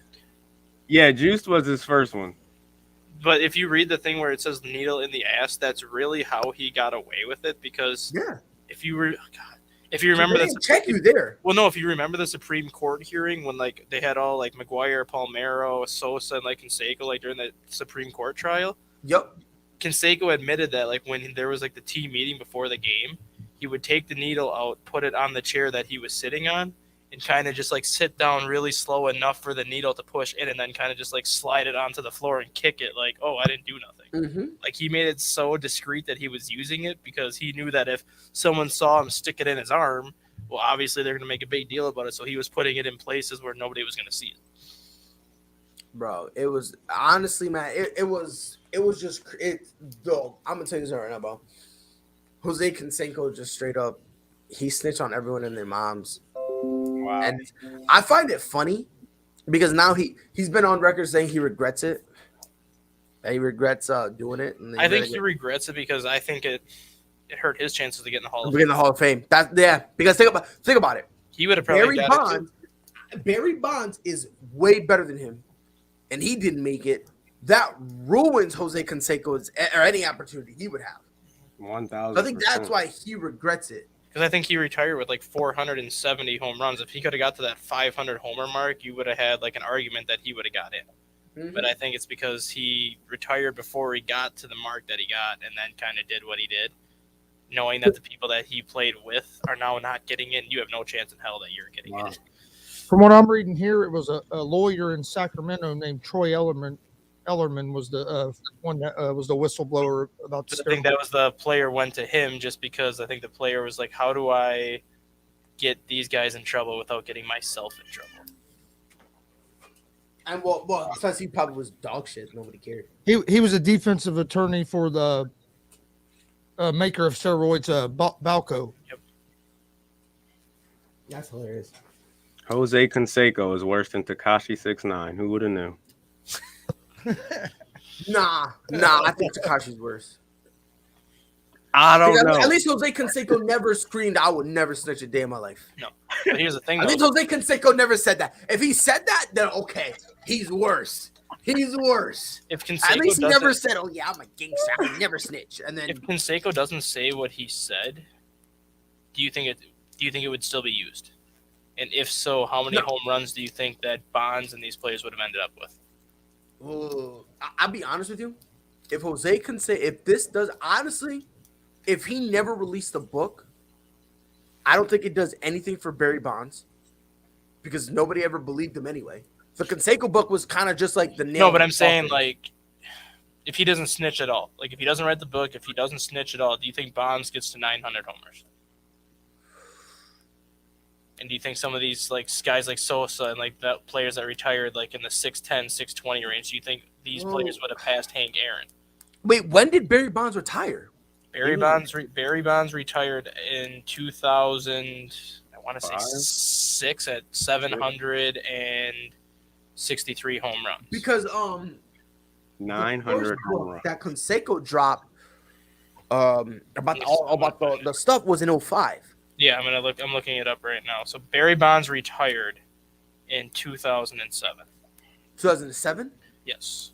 Wow. But 2014, Barry Bonds. Jesus Christ, 6. Where's that stupid? I know he was the hitting coach for the Marlins for a while. Yeah, so in 2004, Barry Bonds had 45 homers and 101 RBIs.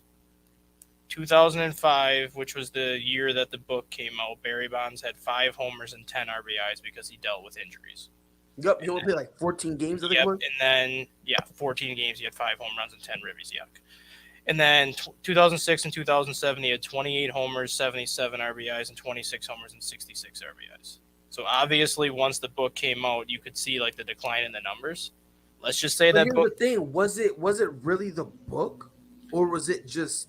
I think it was the Gary book. being I think it was the old book and- because if you look at what he did from 95 to 2000, 95 to 2000, he only had one season over 40 home runs. Everything else was like 34 to 36, which are good numbers. From 2000 to 2005, he had 45 home runs or more every single year. So basically, for 5 years straight, he was hitting 45 home runs. So over a 5-year period, he had 280 home runs. So let's just say then he goes from 45 to 5 to 26 to 28. If he puts together 3 more seasons from 05 to 07 of 45, 45, 45, that's an additional 150 home runs added to his 762, which puts him at 910. Like, I get what you're saying, but I'll be honest, I don't think Because even if he doesn't get hurt in 2005, he probably hit 60 home runs that year, which puts him in the 800 range. But I don't know, because I could also say maybe he hits 25, and you know what I mean. And that's Even if he hits 25, he still gets in the 800 range.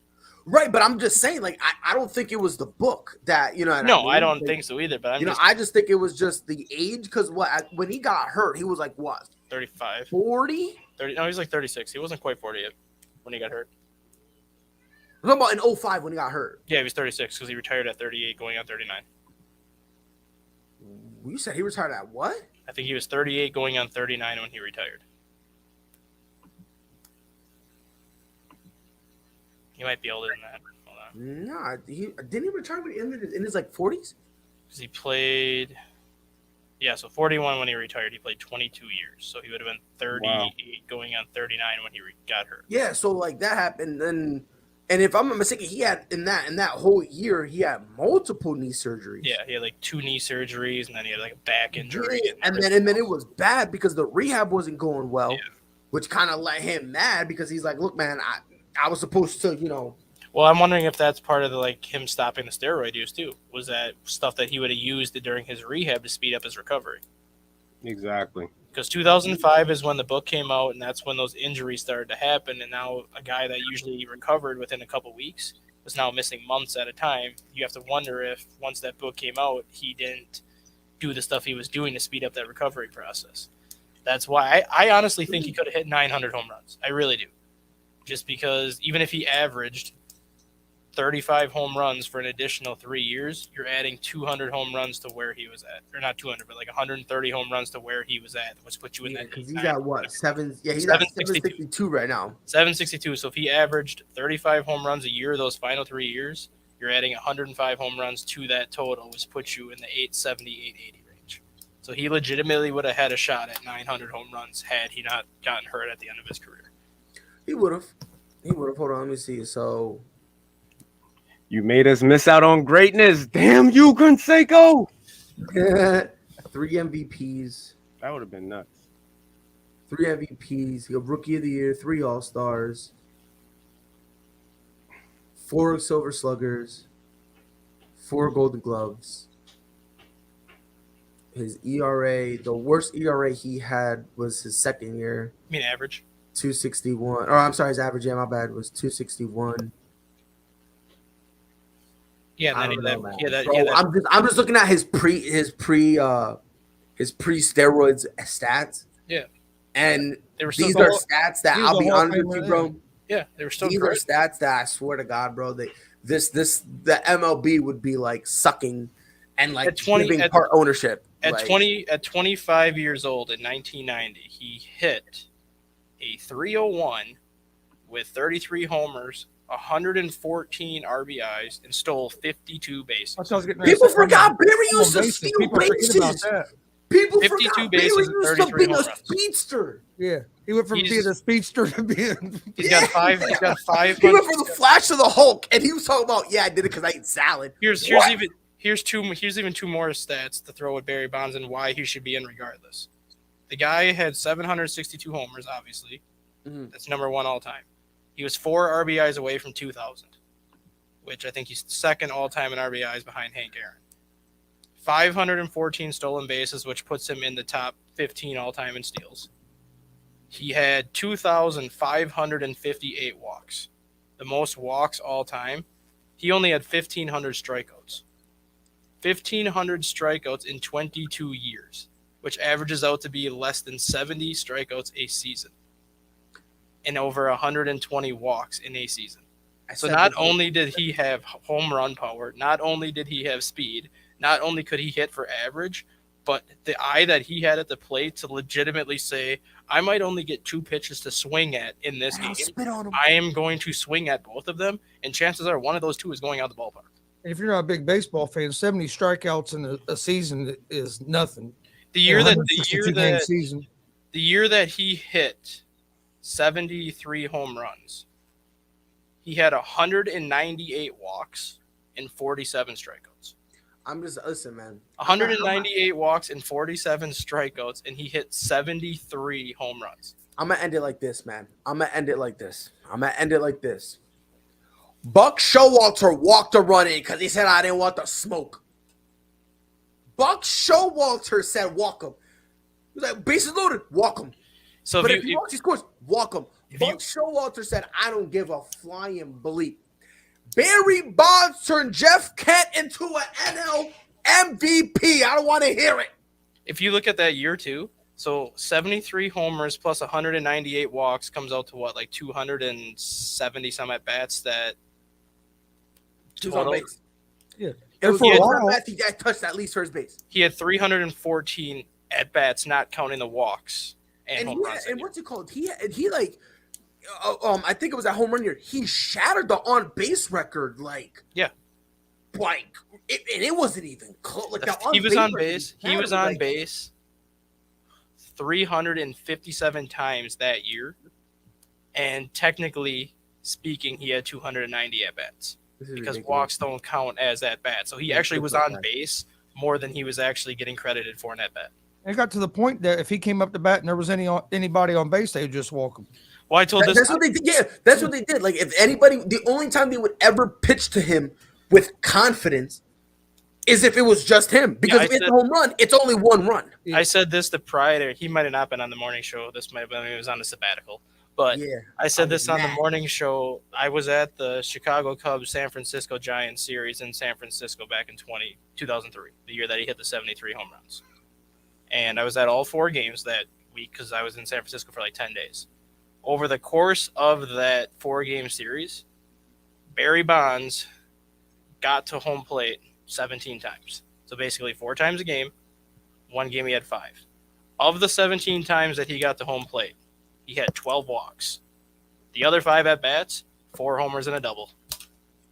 Which meant literally when he saw a pitch to hit, he didn't miss it. Ron, let me ask you a question, Ron.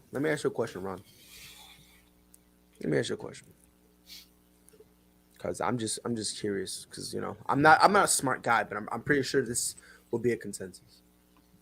Let's say we're playing a sport, right? Gotcha. And this is an individual sport, right?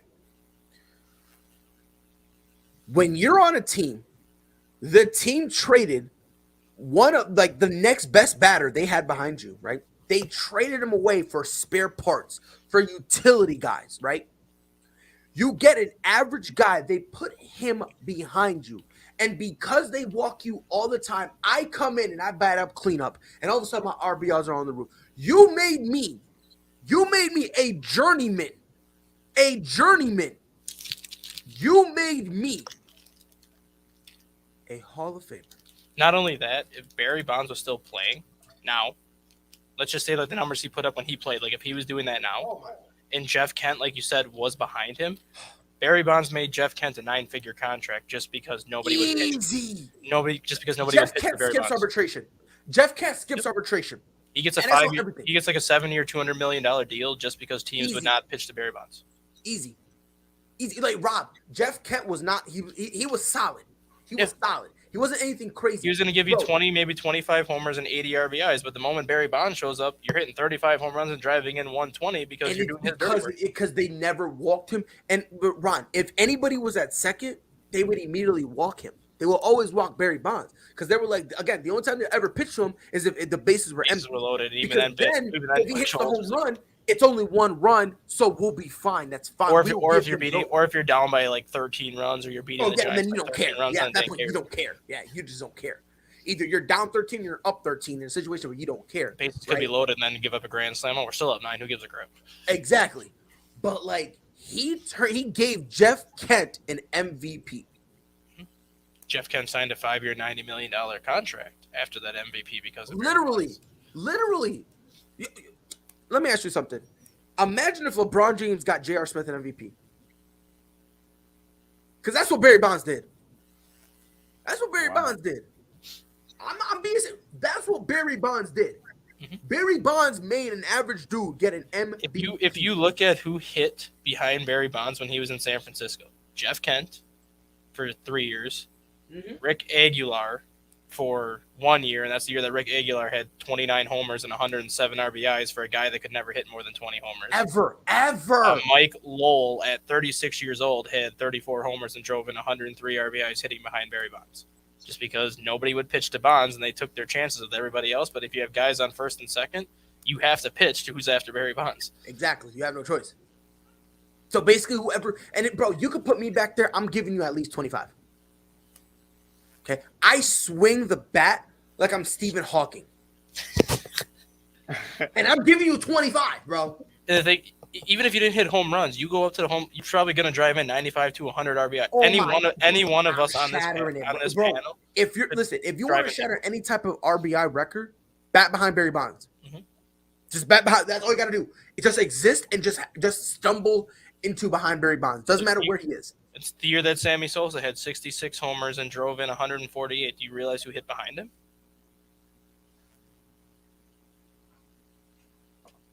Mickey Morandini hit behind him in the 5-hole and had 19 homers and 91 RBIs hitting behind Sammy Sosa because it got to the point where nobody wanted to serve up the ball. Sosa.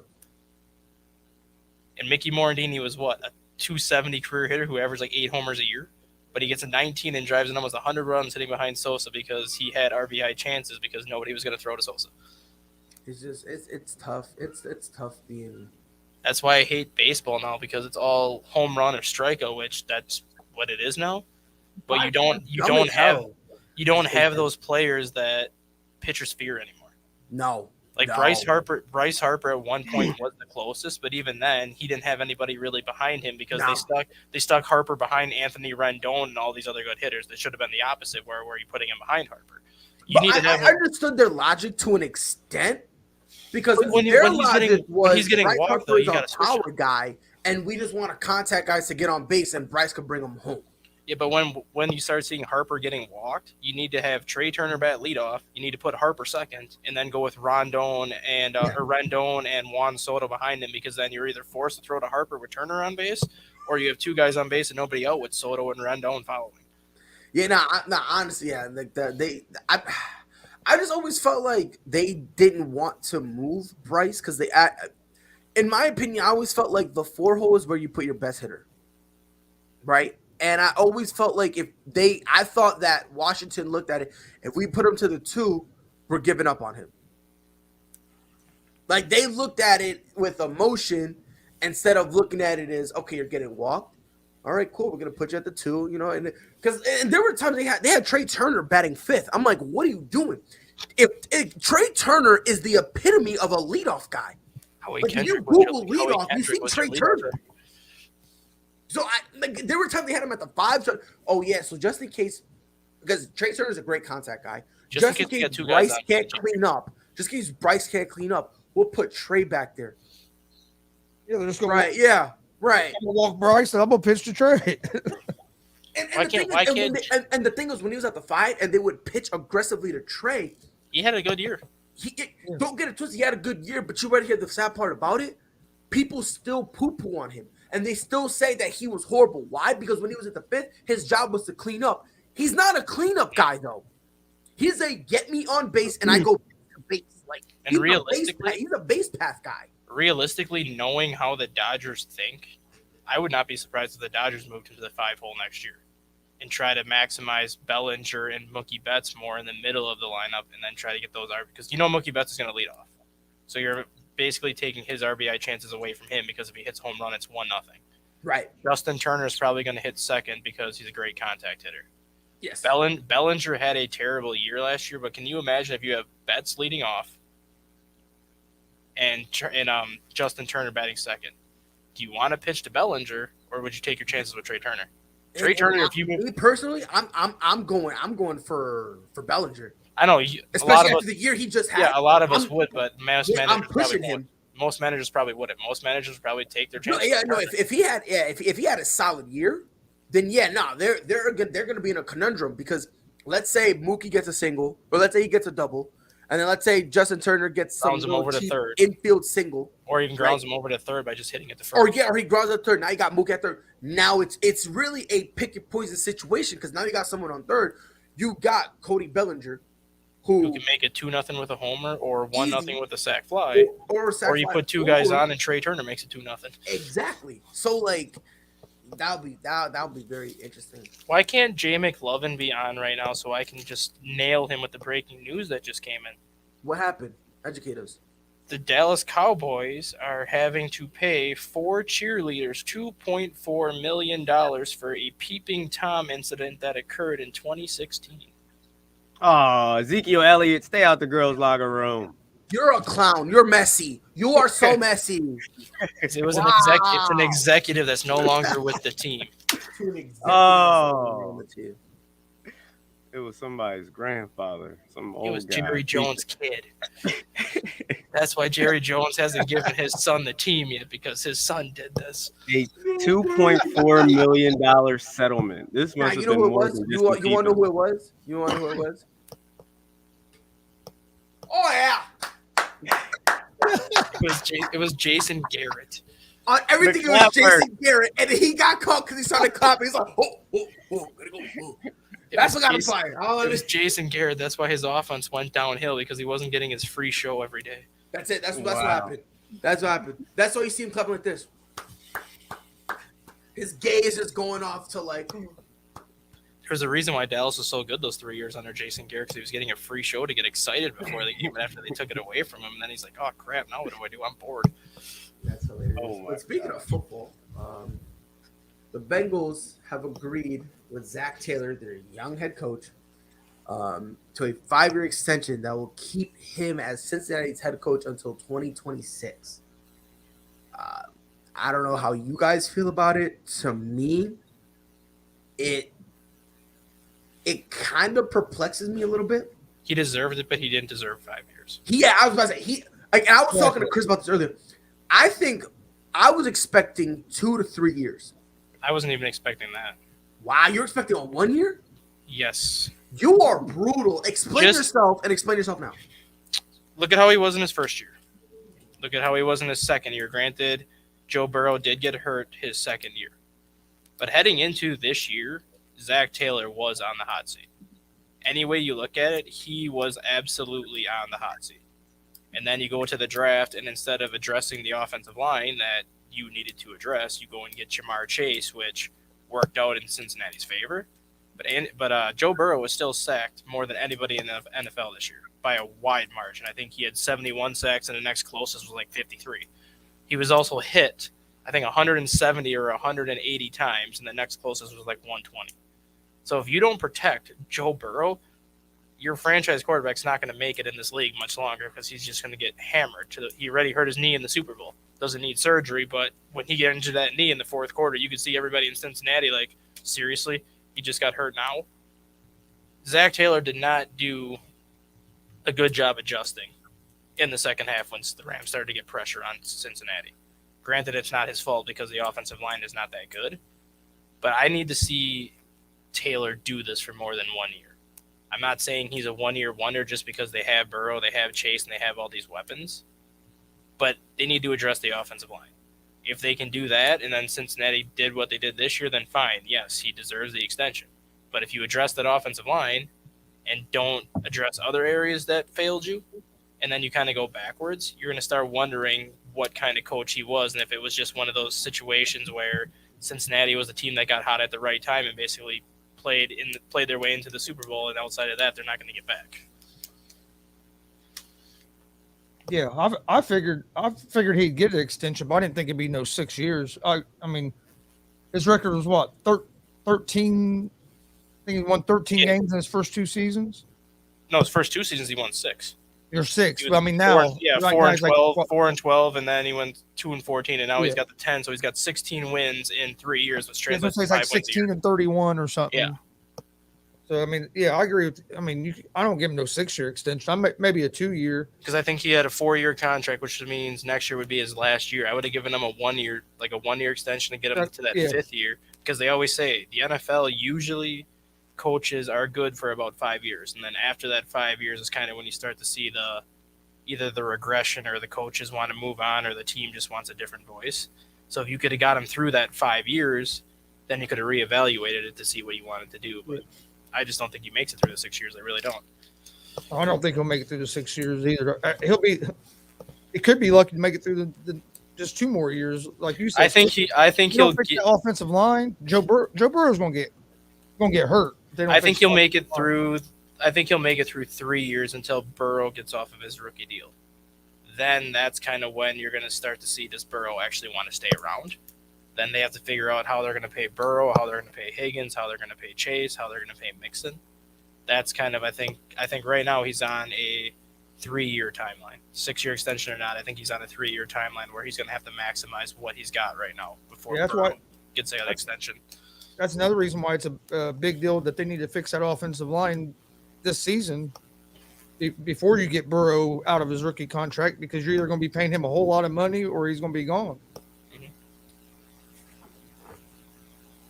Did you hear any of that, Pride? I heard some of it. Because if you look at Zach Taylor's record, he's got 16 wins in 3 years. Yeah, it's way under 500. He's now, I do give him a pass for last year. I think one of you guys did say that. Yeah, he's 16 and 33 as a head coach in 3 years. Yeah, so I do give him a pass for last year. Yeah, last year I give him a pass because Burrow got hurt, but he was Right. 4-12 in his first year. He wasn't that good. He was on the hot seat. What did he have to work with, though? He still had pieces there. He still had Dalton, who I'm not saying Dalton's great, but he still had Dalton, who took Cincinnati to the playoffs 5 times. You still had but it was AJ, an older Dalton who clearly didn't have anything left. but you still had AJ Green. You still who had again was just injury prone. You still had Joe Mixon. You had Another injury prone guy. You had Giovanni Bernard over Samaje Perine. Which, okay, you got me there. You had a Tyler Eifert was your tight end over CJ Uzama. Yeah, which again, I mean, he also was injury-ish prone. But you had a better defense in his first year than what they had this year. Granted, they didn't have Trey Hendrickson or any of those people, but they had a better secondary in 2019. To me, this just felt kind of like a quick reaction. I said it was a classic case of a team getting hot at the right time and basically taking. You can make that argument. I mean, look, don't get twisted. I think the Bengals are talented, of course. Oh, they are. I just think in their minds they were like, I just think you give him a 3-year extension and let him basically stay until Burrow's rookie deal's up. Because once Burrow gets to that point, is Cincinnati going to be able to keep him? Because you got to remember, they got to pay Higgins, they got to pay Chase, they got to pay Chase, they got to pay Mixon. I think they will. They got to pay the offensive line to protect him. Yeah, I think they will. I think so, because I think the culture that they're making there, I just think, I believe they'll all get paid. I don't think it'll be anything crazy. Joe Mixon is also starting to get older, so his next contract is not gonna be what he wants. Like, he's gonna want to break the bank, and they're gonna be like, "LOL, good one, kid. What do you really want?" Right. And if for a running back, that's the beginning of your end. You know what I mean? Depending on the kind of running back you are. If you're like an running back like him who can't spell the word health. Well, if you're an Adrian Peterson and Derrick Henry type of running back, then yes, because you're getting the carries. But then if you're a guy like Kamara, who doesn't sit in the backfield as much as these other running backs, and more like passing. Oh yeah, nah, 30 is not the end of the road for you yet, just because you're not a typical running back that takes the beating. You're doing other stuff like Joe Mixon. Yes, he's their primary ball carrier, but he's a guy they still line out and catch passes. So they're getting to the point now where you can maybe start using him a little differently and just kind of bring in that reliable backup to take some of the carries away from him to save him a little bit. Which, I mean, I'm not saying they won't be able to use him, but they're not going to be able to use him to the extent that if he wants a big money deal, No one's gonna give him that. I could still see him getting like another 4-year, like $32 million deal after this one's up. Yeah, something like it'll be like something like that, or something respectable. You know what I mean? Again, he's not going to take no veteran minimum. No, You know? he'll still get like $7-8 million a year after this. Yeah, he'll get like 7-8 a year, which is again. He might even That's get true. $10 million or $11 million the first couple of years of the deal, and then just kind of go from that down to $5 or $6 million, just front load it. Yeah, if you want to do something, if you want to do like a front load contract, sure. You know, but for me, I don't know. It's just it didn't make sense for me. On why they gave him a 5-year deal. The only logical thing I can think of is they were like, "Oh, we got some success. Keep him. Like to me, I want to play devil's advocate then too. Ooh, I love it when you do that. Go ahead. Does it make sense for him to take the extension? And the only reason why I say that, Kevin O'Connell was just announced as the Vikings head coach, so they just made it official that Kevin O'Connell is taking over Minnesota. Okay. What happens if Sean McVay retires? If you're Zach Taylor and you don't sign this extension, you very easily could have just packed up, went right back to LA to where everything started under Sean McVay, and you would have been perfectly fine. I don't think so though. I don't think so. And the reason I want to play devil's advocate to your devil's advocate, the reason is because they are like the Rams are in a position where if they start slow, there's nothing they can do. Mm-hmm. They're kind of in they're sort of, and I say sort of because I really mean sort of. They're sort of in the same boat as the Saints. And what I mean by that is you are where you are. You have, in terms of cap space, you don't got flexibility. You can't just be like, oh, okay, whatever, we'll get rid of you and go get like flexibility wise, your back is to a corner. Unless they restructure, yeah. Right, unless they restructure. They don't have that freedom like they did last year to go pick up players. Von Miller and exactly. I have a feeling Von Miller will restructure. Do that. I think Ramsey and Miller will restructure to help. I don't think so. Depending on Donald. I think Von Miller will. He's 33 going on 30. Well, no. Von will. I think Von will. Jalen Ramsey, no. Because at this point, you got the ring. It is what it is. Now go get your money. Donald, if he retires, you're going to clear out $18 million to help.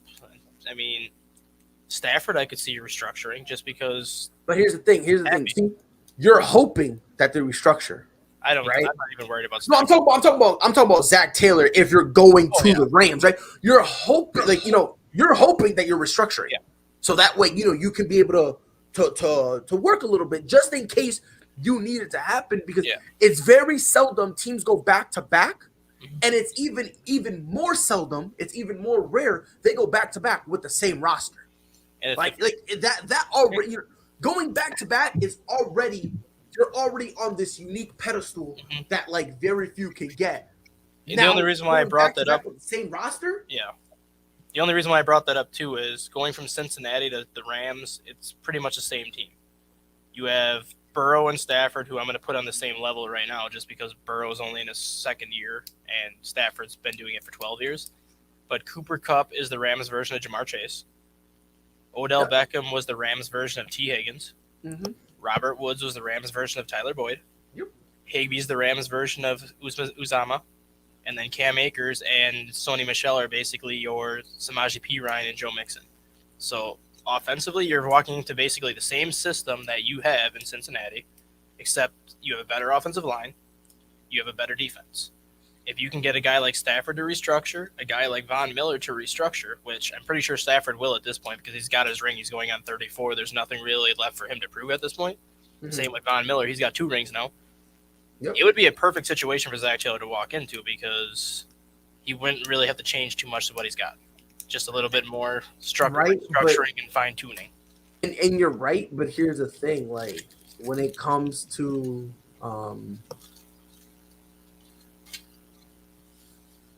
by the way, if you guys ever get bored, just watch bare knuckle fighting. Hey, I watched that bare knuckle fighting. You watch it? No way. You don't watch BKFC? No way. Yeah. We gonna have to talk. You and I, we gonna have to talk because Jesus, I'm telling you. I used to agree with Joe Rogan when he was like, "Yeah, we gotta take gloves out of the UFC." Yeah, nah, dog. I've been watching bare knuckle for a while, and that completely changed my mind. I was Hey, like, "Yeah, nah, I'm good, homie." When I first started watching UFC, they didn't wear gloves. There Nope. wasn't no rounds. Nah, it almost felt like, "Hey, yo, fight to the death," and it was like, Yep. wait a minute. I remember the first highlight I ever saw was one of the older ones. I forgot who it was. He had him almost like he kind of had his arm kind of pinned like he was around his chest. He started throwing those vicious elbows to his head and he knocked him out. Oh my god! When I saw that, I was like, okay, where do I I'm go? watching the match right now. This is too much, Pride. We already got concussion issues across all sports. Nah, bro, Hey, yo, hey, and I tell you, it's entertaining to watch. Bro, you know Oh what? my You know what? I don't care. Get another concussion. Right. Matter of fact, fight with a concussion. I don't care. Die for my entertainment. I jest. I'm kidding. All right. I'm kidding. No, he's not. America. I'm kidding. I didn't really mean that. But yeah, I mean, look, Chris, you and I we'll have a conversation because we'll talk. But I don't condone violence in my house. I don't watch fighting. I'm just kidding. I was about to say no way. My 4-year-old beats the shit out of my 8-year-old. But because you did say that offensively they are similar, but the reason why I think it's best for Zach Taylor to keep this Bengals job is, frankly, if you really sit down and think about it, you got way more money. Let's say there's for some reason, let's say there's a better tight end out there, you can upgrade. There is. You know what I mean? Like, you know, like I'm Ingram. right. So you'll be able to upgrade, right? You fix the offensive line. You got the fun. Not only, and here's the thing: not only do you got the money to do it, they also have the draft picks to do it. So exactly, like so now instead you can go and be like, you know what? Free agent offensive lineman, there's no, you know, it's lacking, or there's no guy that catches our eye. This draft has a lot of offensive linemen. A lot of offensive linemen. A lot of good offensive linemen. Boom. You can go there. You know what I mean? Like obviously corner, they need to work on that. Because if Eli Apple is your top 2 corner, you're beat. You know what I mean? Like the only thing I worry about Taylor in this situation is if Cincinnati has a down year next year. Obviously, you hear about the Super Bowl hangover, and teams do tend to struggle the year after they win the Super Bowl or get to the Super Bowl more often than not. But if Cincinnati were to have a bad year next year, does Zach Taylor go back on the hot seat again? Versus if he would go to the Rams and they would have a bad year, they're going to look at the position they were in the salary cap situation. Means like they're rebuilding. I'll be honest with you. I think if he goes to the Rams, he needs to win again. He needs to repeat. I think he would need to. I think with the Bengals, if next year, as long as he's not under 500, and if he makes it in the wild card, I think he'll be fine. Yeah, I think this season bought him a couple years. Yeah, 100%, 100%. And also, this Super Bowl they lost it in the last 2 minutes. Like that 2 minutes, and again, it was Eli Apple who I'm a top corner in the league, and then all of a sudden got burnt. And literally every time they threw the ball to him in his direction. But for me, I wouldn't have given him 5 years. I would have given him 2. Let's see how he is. If I'm Zach Taylor, I don't think about going anywhere else. Because not only you got your franchise guy, you got a wide receiver 1 and number 2. You got a tight end who, you know, can do some stuff. You know what I mean? As time goes on, you go out there, you upgrade them, and you get somebody else. You got a nice little 1-2 pop, you know, 1-2 little setup and with your running backs. Your defense is solid, you know. Obviously, what's nice about the Bengals is you know what you have to upgrade. You know, it's not like, oh, I gotta upgrade offense. It's just go get a couple corners, right? One more safety. If you want to get a linebacker, go ahead. It wouldn't really matter. Why you name 3 positions before you name line? Is that what? I said you named 3 positions before you name linemen. No, I'm just saying these are things not in that order. Yeah, no, I'm All not right. saying no. If we're doing order of importance, then the offensive line is number one, of course. All right. Yeah, I don't want to make it seem like you could just. They don't get Offensive offensive line is line number before one because Hey, if they had even somewhat of a respectable offensive line, they win that Super Bowl. what'll happen is they don't get offensive line seriously. What could happen is another Andrew Luck Well, situation. yes, and that's what I'm worried. That's what I really am worried about. Like Joe Burrow could be another Andrew Luck if they don't protect him, and I'm scared about that because I like Joe Burrow. I like him. He's a hell of a quarterback. Hell of a quarterback, but then you get hit, and all of a sudden he's getting up, limping, and whatnot. And I'm like, well, sucks for you. Did we Who talk? wasn't injured though? You know who wasn't injured? The best quarterback in this rookie class, the best quarterback in all the football, Michael McCorkle Jones. Did y'all see that first game in Buffalo? Those treacherous conditions, and my guy threw for over 67%. You wish your quarterback could do that. You wish. 3 for 27. Don't do that. All right, let me have one moment. Mac Let and me have cheese. just one moment. New England Lord and Savior. Well, since we're talking about Boston, did we talk about basketball yet? Not yet. Pride. Right. What did your See, Celtics I do didn't for want my to be biased. Sixers last night, man? I didn't want to be biased. Marcel, what do you think of it, Ron? Since it was your team that got taken out to the woodshed and beaten. It was heartbreaking. I even bet on the Sixers last night, man. I'm just like, I don't know if I'm going to be able to deal with Pride tomorrow. So Ron, what happened? Like, why are you so upset? Can you explain? Can you explain what happened? Can you explain how we beat the living dog boobies off of you guys? 137 or 135 to 87. Can you please explain? I was under the impression. Go ahead. No, the Sixers had one player on the court that can score. Only two players got over double digits, and Brown and Tatum was just lighting us up. They both had like 30 by the end of the half. It was honestly. I'm just so glad we got our stuff together. Yeah, incredible rebound from the start of the season. Phenomenal rebound. I'm just glad we got it together. I was like, I don't even know if we're even gonna make the play-in. I didn't know because the way we were playing was just not smart at all. By the way, I'm speaking of smart. Yeah, bro. Ankle sprain. That hurt. It hurt. But this is where I'm low key looking at that Derek White acquisition just a little differently now. Because now that we lost Smart, but guess what? We got someone who can kind of, we're not losing a lot of defense. You know what I mean? Like, listen, bro, our win streak. We are just winners. It's hard being a winner. It really is.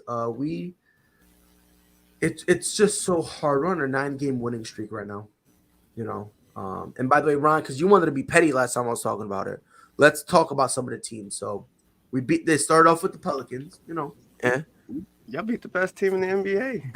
No. Stay over there. Don't do that. This is my moment. This is my time to shine. All right. This is my opportunity. All right. Just give me. I need this, bro, because we was rough, bro. We was down bad. I was criticizing my team, but I was still supporting my team, but it was tough. It was tough looking at people say, I'm a Celtics fan. They would look at me and I'd be like, look, man, it's good. We beat Miami. We beat the Hornets and the Pistons and the Magic. We beat Brooklyn. Then we beat the Nuggets. Then we beat Atlanta. Smacked the bejesus out of the 76ers. I'm so glad we disrespected y'all. I'm so glad. And guess what? We could win the division. We could win the Atlantic Division, bro, because we're tied with the same record. Yeah. No, I lied. We're game back. You guys have a chance for a top seed in the conference. You said what? I said y'all have a chance for a top seed in the conference. I mean, I wouldn't go that far now. I wouldn't go. I'm going to pump my brakes on that one, Chief. I'm going to pump my brakes on that one. As long as we're not on the play-in, honestly, I'm good. I'm good. I'm as long as we're not there, I'm all right. I'll survive. I'll be all right. I'm just scared because once I start getting excited, because Dustin, I'm gonna get excited, and then next thing you know, we're all of a sudden just gonna go on a losing streak. So I'm gonna lie, I'm slightly nervous. I'm still sticking by the Celtics. Win, lose, or draw, I'm sticking by them. Because I always tell people, you roll with your team, and you got bragging rights for life. I never give up. Never. I think it just speaks a lot to you. I think you should have always been confident in having Tatum and Brown. No, I was confident in them. It was just everything else around them. And the only thing I wasn't confident in them about was the fact that they played the same. I've been saying this for a while now. I always thought either one of them needs to learn how to efficiently pass and efficiently run an offense, or we need to go get a legitimate, true point guard to help do that. Because the problem is when they're both having a poor shooting night, we now have nothing. Because we just go through both of them. If Tatum's not having a good night, then it's Jaylen Brown. And if Jaylen Brown isn't having a good night, now we're screwed because we don't have any semblance of offense. And not only if they're not having a bad night, let's say they need some rest on the court, that's when we need to be able to get a point guard to be able to run and orchestrate the offense to get other guys involved. So that way the ball isn't always in their hands. You know what I mean? Like, I do like what Ime's doing. Udoka, I like what he's doing in terms of how he's staggering Jason Tatum's and Jaylen Brown's minutes. Like, he'll start them, then usually he'll sit Brown, then he like staggers them, and I like it. So that way, we only have a few minutes where our two best players are not on the floor, and I like that because, you're giving us a good opportunity. My only thing is, we need size. Let's not get it twisted, But I think on top of that, if we're looking outside, we just need a true point guard who can run the offense. So that way, when we got to give them rest, that way when they're on the floor and it's only one of them is now shooting, and now you could be the bucket getter. And when you're too tired or you need a break or you're not having a good night, we have a true point guard who can orchestrate things, tell guys where to go, what to do, have good vision, have a good way of passing the ball. So that way we're not in a situation where it's Jason Tatum, Jaylen Brown, or bust. You know what I mean? So we've been starting to fix that. Well, y'all on a back-to-back tonight. If y'all lose to the Pistons and mess up the winning streak, I'm pretty sure you're gonna feel salty. But I'm proud of you guys. I'm not gonna feel salty. I'm not. I'll be upset. Don't get it twisted. But I'm not gonna be salty because we're picking it up, and I feel like if we were to lose, we got a formula going on. So I do feel like we'll be able to kind of pick ourselves up. Because the problem was once we would lose one game, we would kind of lose another and kind of have our head down and just start pouting and whatnot. I think right now we're rejuvenated. We feel good. We're energetic. So I think and I hope that we'll be able to switch up on that. So even if we lose a game, we'll be like, you know what? It is what it is. It's one game. That's it. We move on. Yeah, I'm kind of with what Ron said to you, like how he gave you credit for kind of always believing in the Celtics even when they weren't doing well. I mean, with me being a Chicago fan, obviously after the moves they made this offseason, I expected them to be a playoff team this year, but I didn't expect them to be in the position that they're in right now. And that's how a lot of Chicago fans were. They're like, "Look, I think we'll be a 5th, 6th seed.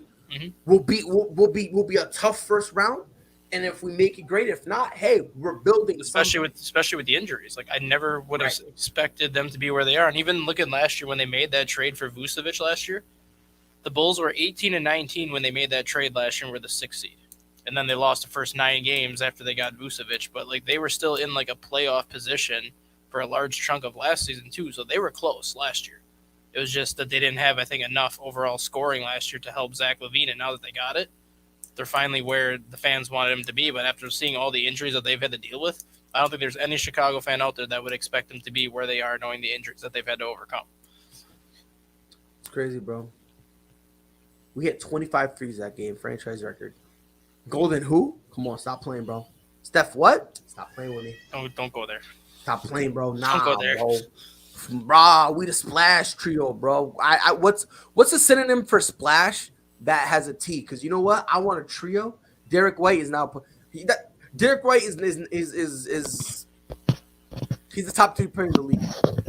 The best player in the NBA is Jason Tatum, and the second best is Jaylen Brown, and the third best is Derek White. Stop playing with me. Stop playing. I'm getting a little too ahead of myself. But listen, I like where we are. You know, we're picking it up. I'm glad. Like I said, got bragging rights for life. By the way, Damien, I'm gonna talk a little bit more in depth about this on my show today. It is hilarious. It's positively the funniest thing. What's Because WrestleMania? I don't know whether or not Cody really is going back to WWE. I was going to say, it hasn't been confirmed that he's going back to I'm not WWE sure. and having a match at WrestleMania yet. But if he is, this is by far the funniest thing I've ever seen in my life. What's WrestleMania? They treated you like dog water before, and they gave you Stardust. You told them, I hate this, and they said, LOL, you're doing it again. You left, and the company badmouthed you to the point that New Japan didn't want any of the negative publicity anymore, which is why they didn't give you another contract, which is why they were sick of it, which is why you then joined the Young Bucks and Kenny Omega when they had their friction with New Japan. You joined that because they turned their back, or New Japan didn't want nothing to do with you no more because of that negative publicity. You then help create another company. And your entire time, the first pay-per-view you had on that company, you were taking shots at WWE and Triple H specifically when you got the sledgehammer and you smashed the chair that Hunter sits on his throne. Yeah, when they first started, they were always taking shots. Bro, the entire premise of AEW was FWWE.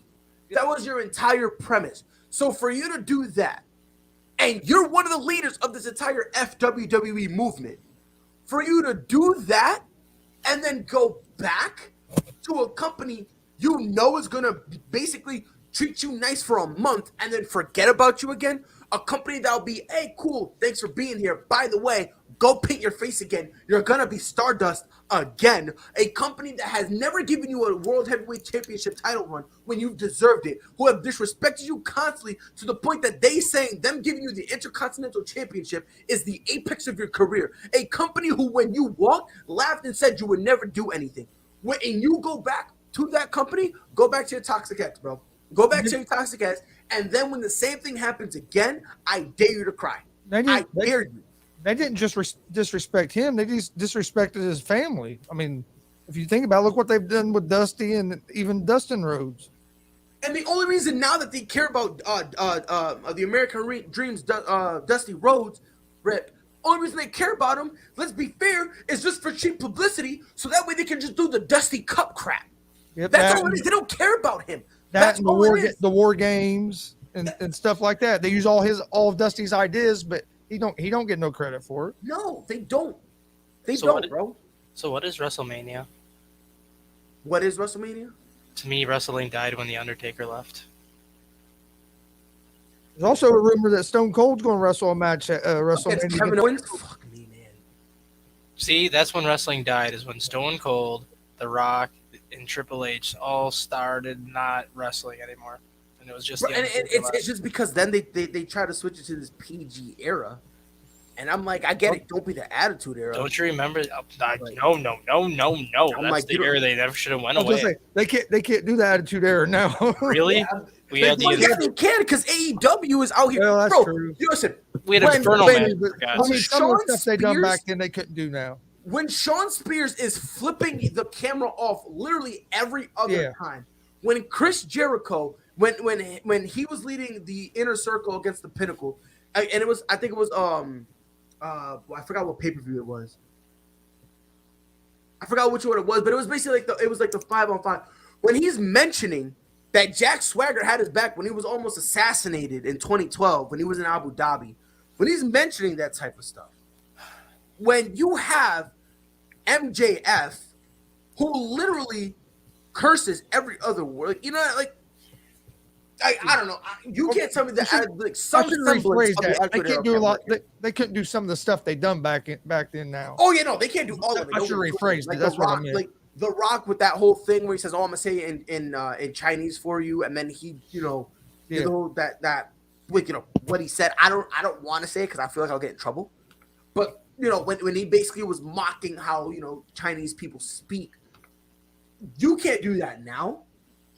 But you're damn right. You can have an alcoholic drive a beer thing to the truck to the ring and hose somebody down. Like you can do that. I don't want to do that. You can say words like "damn," "crap." Look, they break the fourth wall. When Cena was gonna face Roman Reigns, he was like, "Bro, it's called the promo, son. If you want to be the big dog, you gotta learn how to use it." If you can break the fourth wall, you could be a little edgy. Does anybody miss those old Hell in the Cell matches when Mankind would get thrown off the top and go through the announcer table at the bottom? Hey, I remember watching that live when it happened. That was crazy. And it's funny because the Undertaker came out. He was like, "Yo, I thought I killed him." Yeah, and actually thought he had had a broken ankle. Yeah, the Undertaker broke his ankle in that match. Mankind stinking. I think. Well, he went into the match with a broken ankle. Mankind, I think, broke. God, if I remember right, Mankind said he broke 14 bones in that match. Yep. Oh, yeah. And he still decided to stand up, act like nothing was wrong. Mick Foley will never get the respect he ever truly deserves. Excuse me. He will never get the respect he truly deserves. Like, I've never seen a dude constantly. He had his ear ripped off, bro. He had his ear ripped off, and he was just chilling like nothing. Bless his heart, man. Bless his heart. Before we sign off, Dustin, what's the stat of the day, bro? Honestly, I didn't really have one today, but I'm going to look at one that I was starting to kind of look into a couple of weeks ago, and it revolves around Ben Roethlisberger, actually. Oh. So everyone wants to say that Aaron Rodgers owns the Chicago Bears because of what his record is against Chicago Bears. But Ben Roethlisberger can honestly say he owns the state of Ohio. And if I can find it, which I probably can. I did find it. Look at that nonsense. But going back to college and all the teams he played in college, and then the Cleveland Browns and the Cincinnati Bengals, Ben Roethlisberger was 47-13 in his quarterbacking career against teams from Ohio. Jeez. Aaron Rodgers owns a team. My guy Ben Roethlisberger owns a state. Stop playing with them. And that was what let me pull that back up. It was, what was he in college? In college he was. Oh, I know. In college he got in college he was a 10-1 against the state of Ohio, and then he was like 37-13 or 37-14 against Cincinnati and Cleveland as a starter, and 9 of those losses have come in the last 5 years. Yeah, I was going to say here recently. So, at one point they said he was like 36-4 in the NFL against teams from Ohio. That's crazy. That is crazy. This has been an episode of ASAP in the Morning. Obviously, thank you guys for joining us. On behalf of Ron, Chris, and Dustin, it is your boy Pride. We'll be back here tomorrow morning, 10 Eastern, 9 Central. Until then, y'all know what to do. Be safe. Whole sports all plays. Yeah. Whole sports all plays. Whole sports all plays. 365, we making a plays. You talking the game, get you through the days. We're high in the court, the dime in the lane. Variety, topics, living the same. All presentation, sports information. Hitting the airways, taking the nation. All sport, all plays, they working your faces. Grace at the field, so tie the laces. Whole sports all plays.